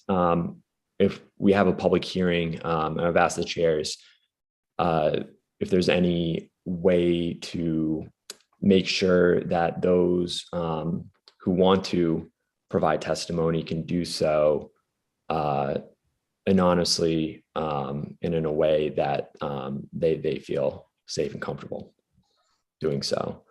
I think it's incredibly important to make sure that their voice is heard on this bill, and that whatever is reported out by this committee is exactly what they need. Thank you, Representative. So I'm going to just jump in here for folks who are listening and watching, if they still are, that on Friday we received the report back on this issue from the Adjutant General and his team. And the resolve that Representative Riley passed, which was LD 625, explicitly authorized this committee to report out legislation based upon that report. And so what we're discussing right now is what a bill might look like if this committee authorizes that we will report out the bill. So what would happen is if we took an affirmative vote today to report out a bill that looks like what you just saw on the screen, which I must say came to fruition over the weekend with the overnight work of Janet and with the overnight work of Representative Riley, and it was done so quickly that we were able to see a draft of it yesterday evening before we even began our work today. That bill that you've seen us just talk about is a draft of a bill that would be referred back to this committee. And it could happen could happen as early as Thursday when we have session, that it would be on the calendar for Thursday. It would be referred back to this committee for a public hearing and a work session sometime thereafter. And hopefully before we are supposed to finish all of our work by March the 25th. And so the language in what you have seen isn't necessarily what we're going to vote on. It wouldn't even mean that we all on this committee agree with any of it. But I will say this, since our conversation on Friday toward the end of the day, I have had 3 one-on-one direct conversations with some former and some present members of the Maine National Guard, some survivors and some not, who have impressed upon me through those conversations the need for the legislature to act. And I will quote to make sure that I don't get this wrong. In one of my conversations, and these are my notes, the person said, and this was a survivor who said this to me, the reporting process was nothing short of torturous. I would rather be assaulted again than have to go through that.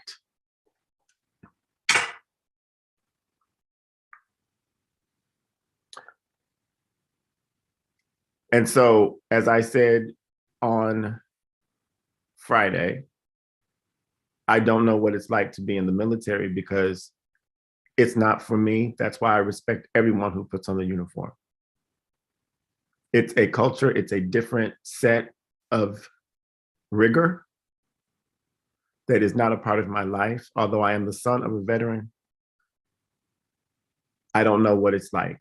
But as a civilian, I can tell you that as a survivor of sexual assault, that the culture of it did not happen to you, we do not believe you, please be quiet, don't bring this up, it's too hard on the people that you are accusing, that I understand completely. And we know that this issue is major across the country, and we know that we have a problem with it here in Maine. And it is up to the legislature to do our best to do something about it.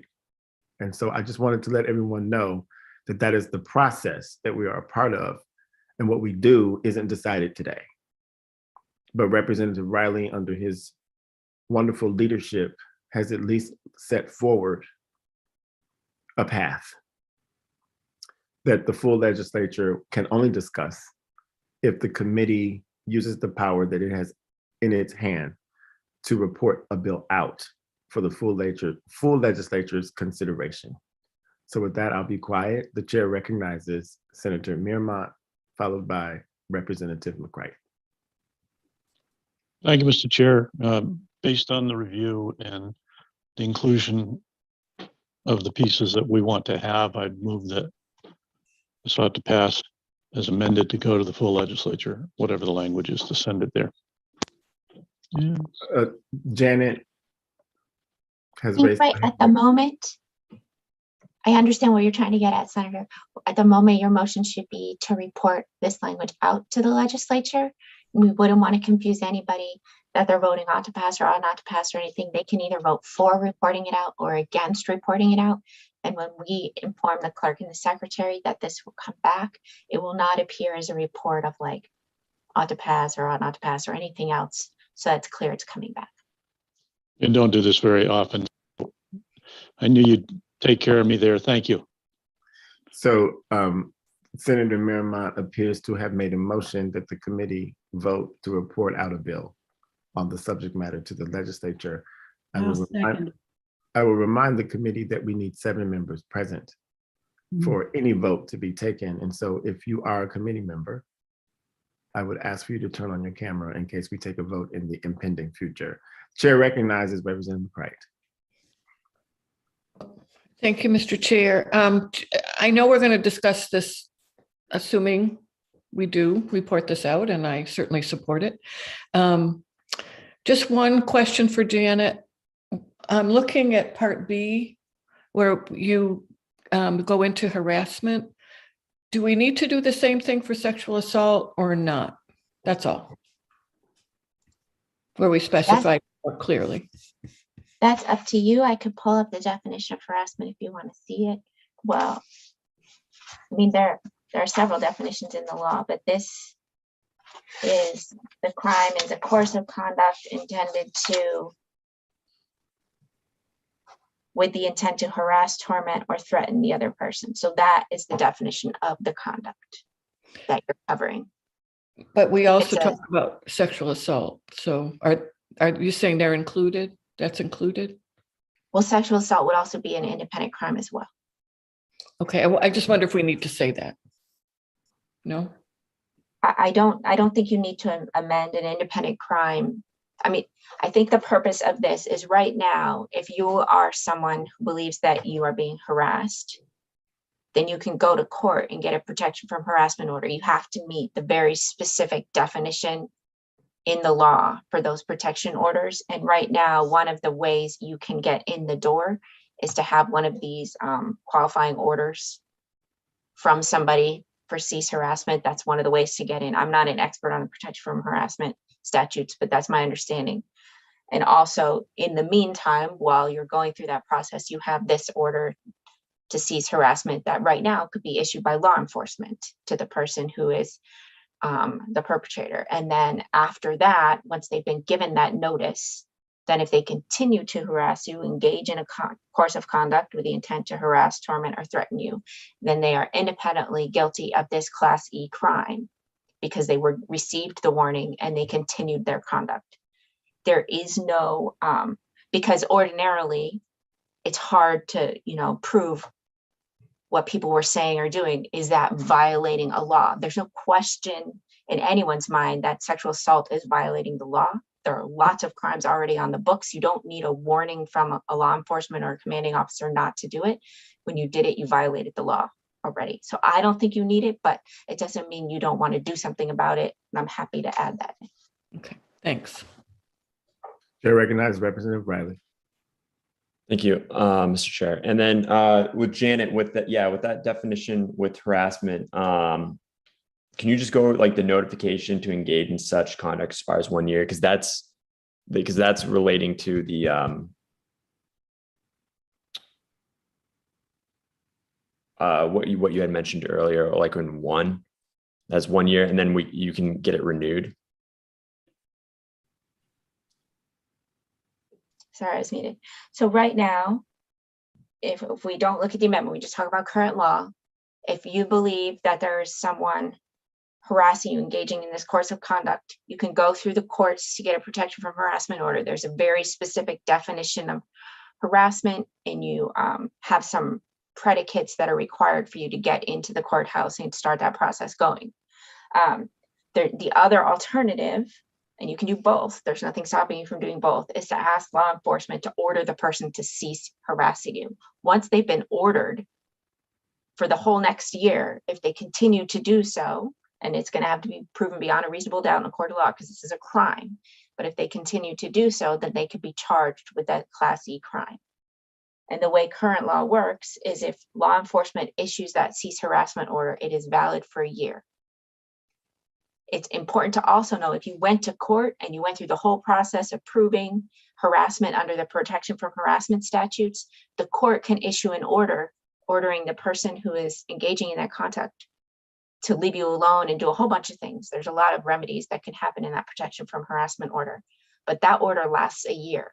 And in that process, the person who's the defendant has the opportunity to appear, have representation if they want, to present their side of the story. There's all these due process protections. And even then, that order is only valid for a year. So my recommendation to you when you asked me to pull this together was that similarly, this order from the commanding officer maybe should also be only for a year, only because I don't know if there are some major due process issues involved, and just having somebody issue that order, then you have to avoid First Amendment issues or anything else, have some time limit on it. Okay. Can we look? We can look into that further. If that expires, I do not see anything in here preventing the commanding officer from saying, here's another year in which you can't do it. I don't know why they couldn't reissue another order to cease harassment, but if you've moved if the person has moved to Kentucky and isn't around anymore or something else, maybe they wouldn't feel it was necessary. They'd probably consult with the victim. I don't really know how the process works because it hasn't been established yet. But I don't think there's anything stopping them from issuing another order to cease harassment. Thank you. So this committee benefits greatly from having Janet's expertise. I think I first heard her work when she was the analyst for criminal justice and public safety. So she does know her way around Title 17. Chair recognizes Representative Chiazzo. Thank you, Mr. Chair. So I'm going to vote in favor of recommending the report out. I'm going to do that because I do believe that an independent review and counsel is warranted and necessary. But I do think there's language in here that needs a lot of work because I think we're presenting proposed solutions without hearing without having the full process of public hearing and input from all sides. So I'm going to support it. I support the work that's being done. I am the only veteran in the caucus. I do think that the culture needs to change, is changing. It may not be changing fast enough. So I firmly believe that the work this committee does is important. We're the oversight committee. We have to step in if we think there's issues here. But if this bill were to go to the floor as written now, I probably would not support it. So, but I will support the process, and I will support reporting this out to give us the due process to come up with the right way to help us move this issue forward. The motion before us is to authorize the committee to report out a bill regarding the issue. It's been made by Senator Mearmont. It was seconded, Janet, by whom?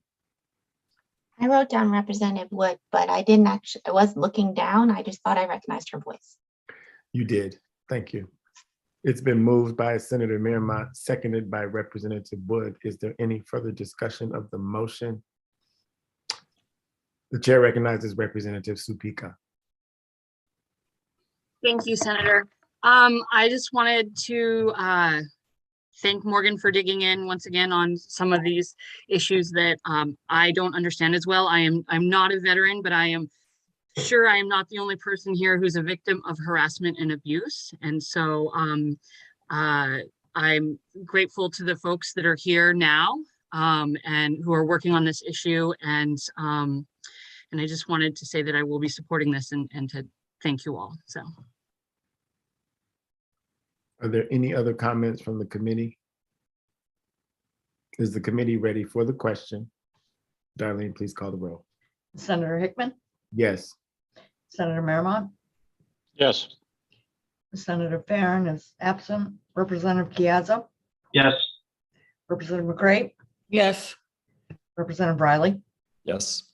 Representative Supika, Yes.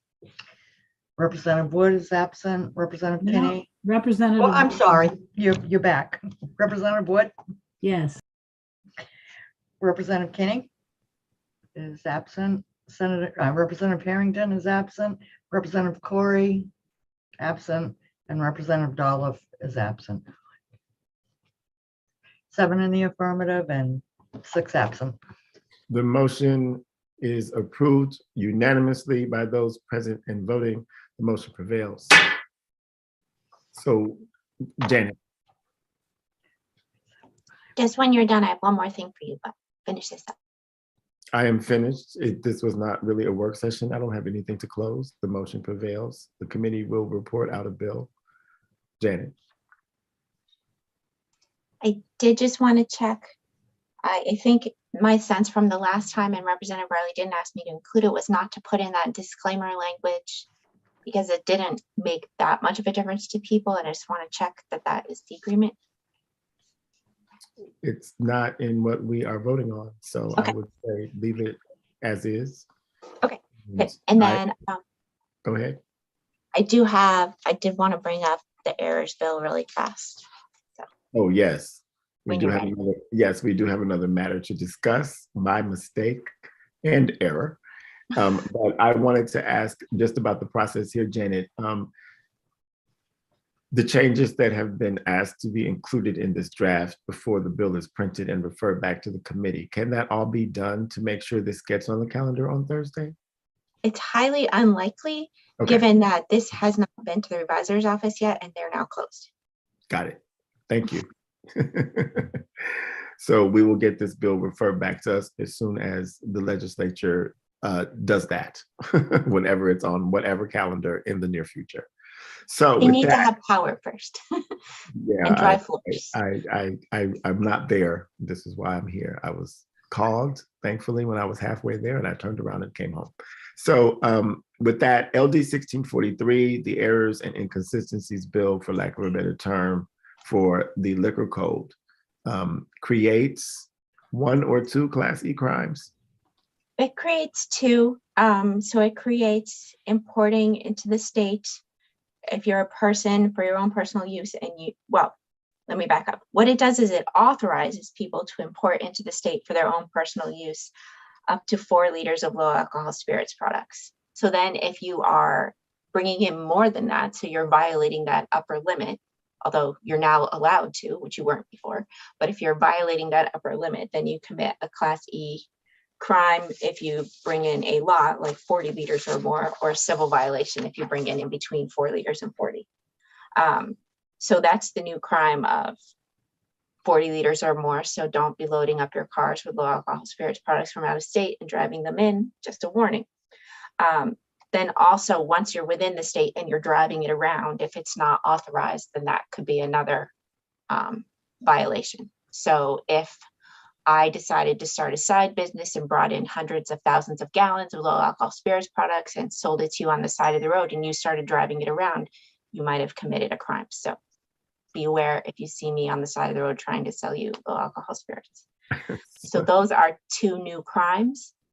They might not technically be new crimes because there's a catch-all provision in 28A that says anything that's not allowed is a Class E crime, but it's better to be safe than sorry, in my opinion, and have this go before criminal justice so they can really look at it.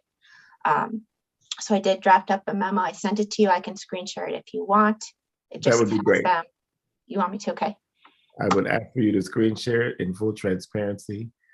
I didn't think about these 2 new crimes because of the sort of plenary provision in Title 28A that anything that is not authorized by it is a Class E crime already. We're just creating 2 other things that are not authorized by it, but we cross T's and we dot I's on this committee.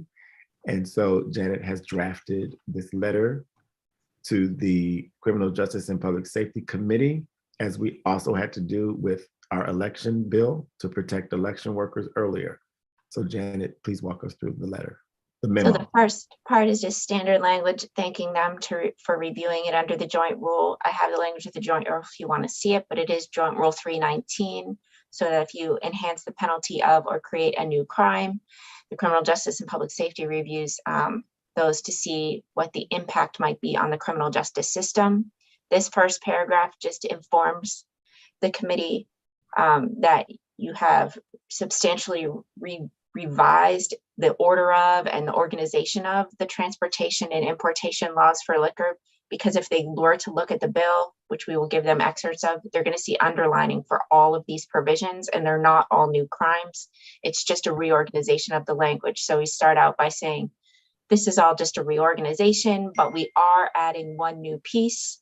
And so this next paragraph that goes on to the next page just explains that there's going to be the authorization to bring in up to 4 liters of low alcohol spirits products for personal use. And then if you bring in more than 40 liters or 40 liters or more, then you will have committed a Class E crime. Or if you transport within the state 40 liters or more of low alcohol spirits products that you didn't purchase from an authorized retailer, then you also would be committing this Class E crime.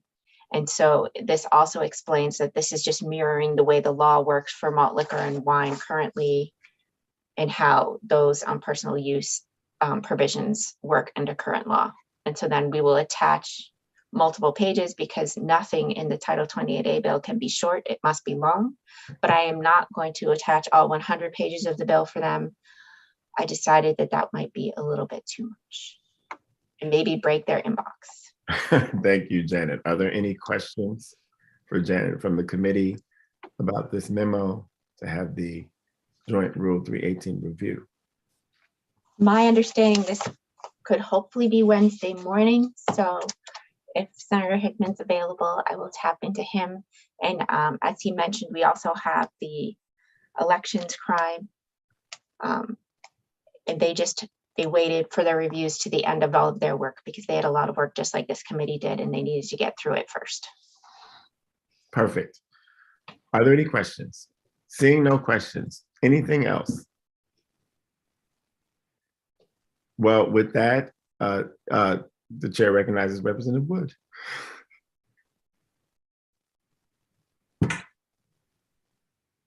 I didn't know if you were asking, was there no further questions on this item or on any item? Any item. On that Okay. item or any other item. Okay, I just wanted to check on LD 1980. I wasn't here. I turned on right at the end of the vote. It sounded like it was the tabling vote. So I don't know, Darlene, if you can just put me as a yes to table. Okay, great. Thank you. Thank you. Yes, we are tabling that and we intend to come back on Friday. I'll work with Co-Chair Chiazzo and Janet and Sam on the schedule for Friday, but I'm sure hopefully we will have more language reviews as well as taking a final vote on LD 1980 and anything else that comes before us on the day. So between now and then. Anyone else? Anything? All right, thank you all for your patience. We do hope that the State House situation, the flooding the source of it is found and that it is solved. We are at that point in session where we just need to do our work. So, but the place needs to be safe and sound and water free. So with that, the Joint Standing Committee on Veterans and Legal Affairs stands adjourned. The building is closed tomorrow. Yeah. Just so you know. Thank you. Thank you for that, Darlene. Good day, everyone. You too.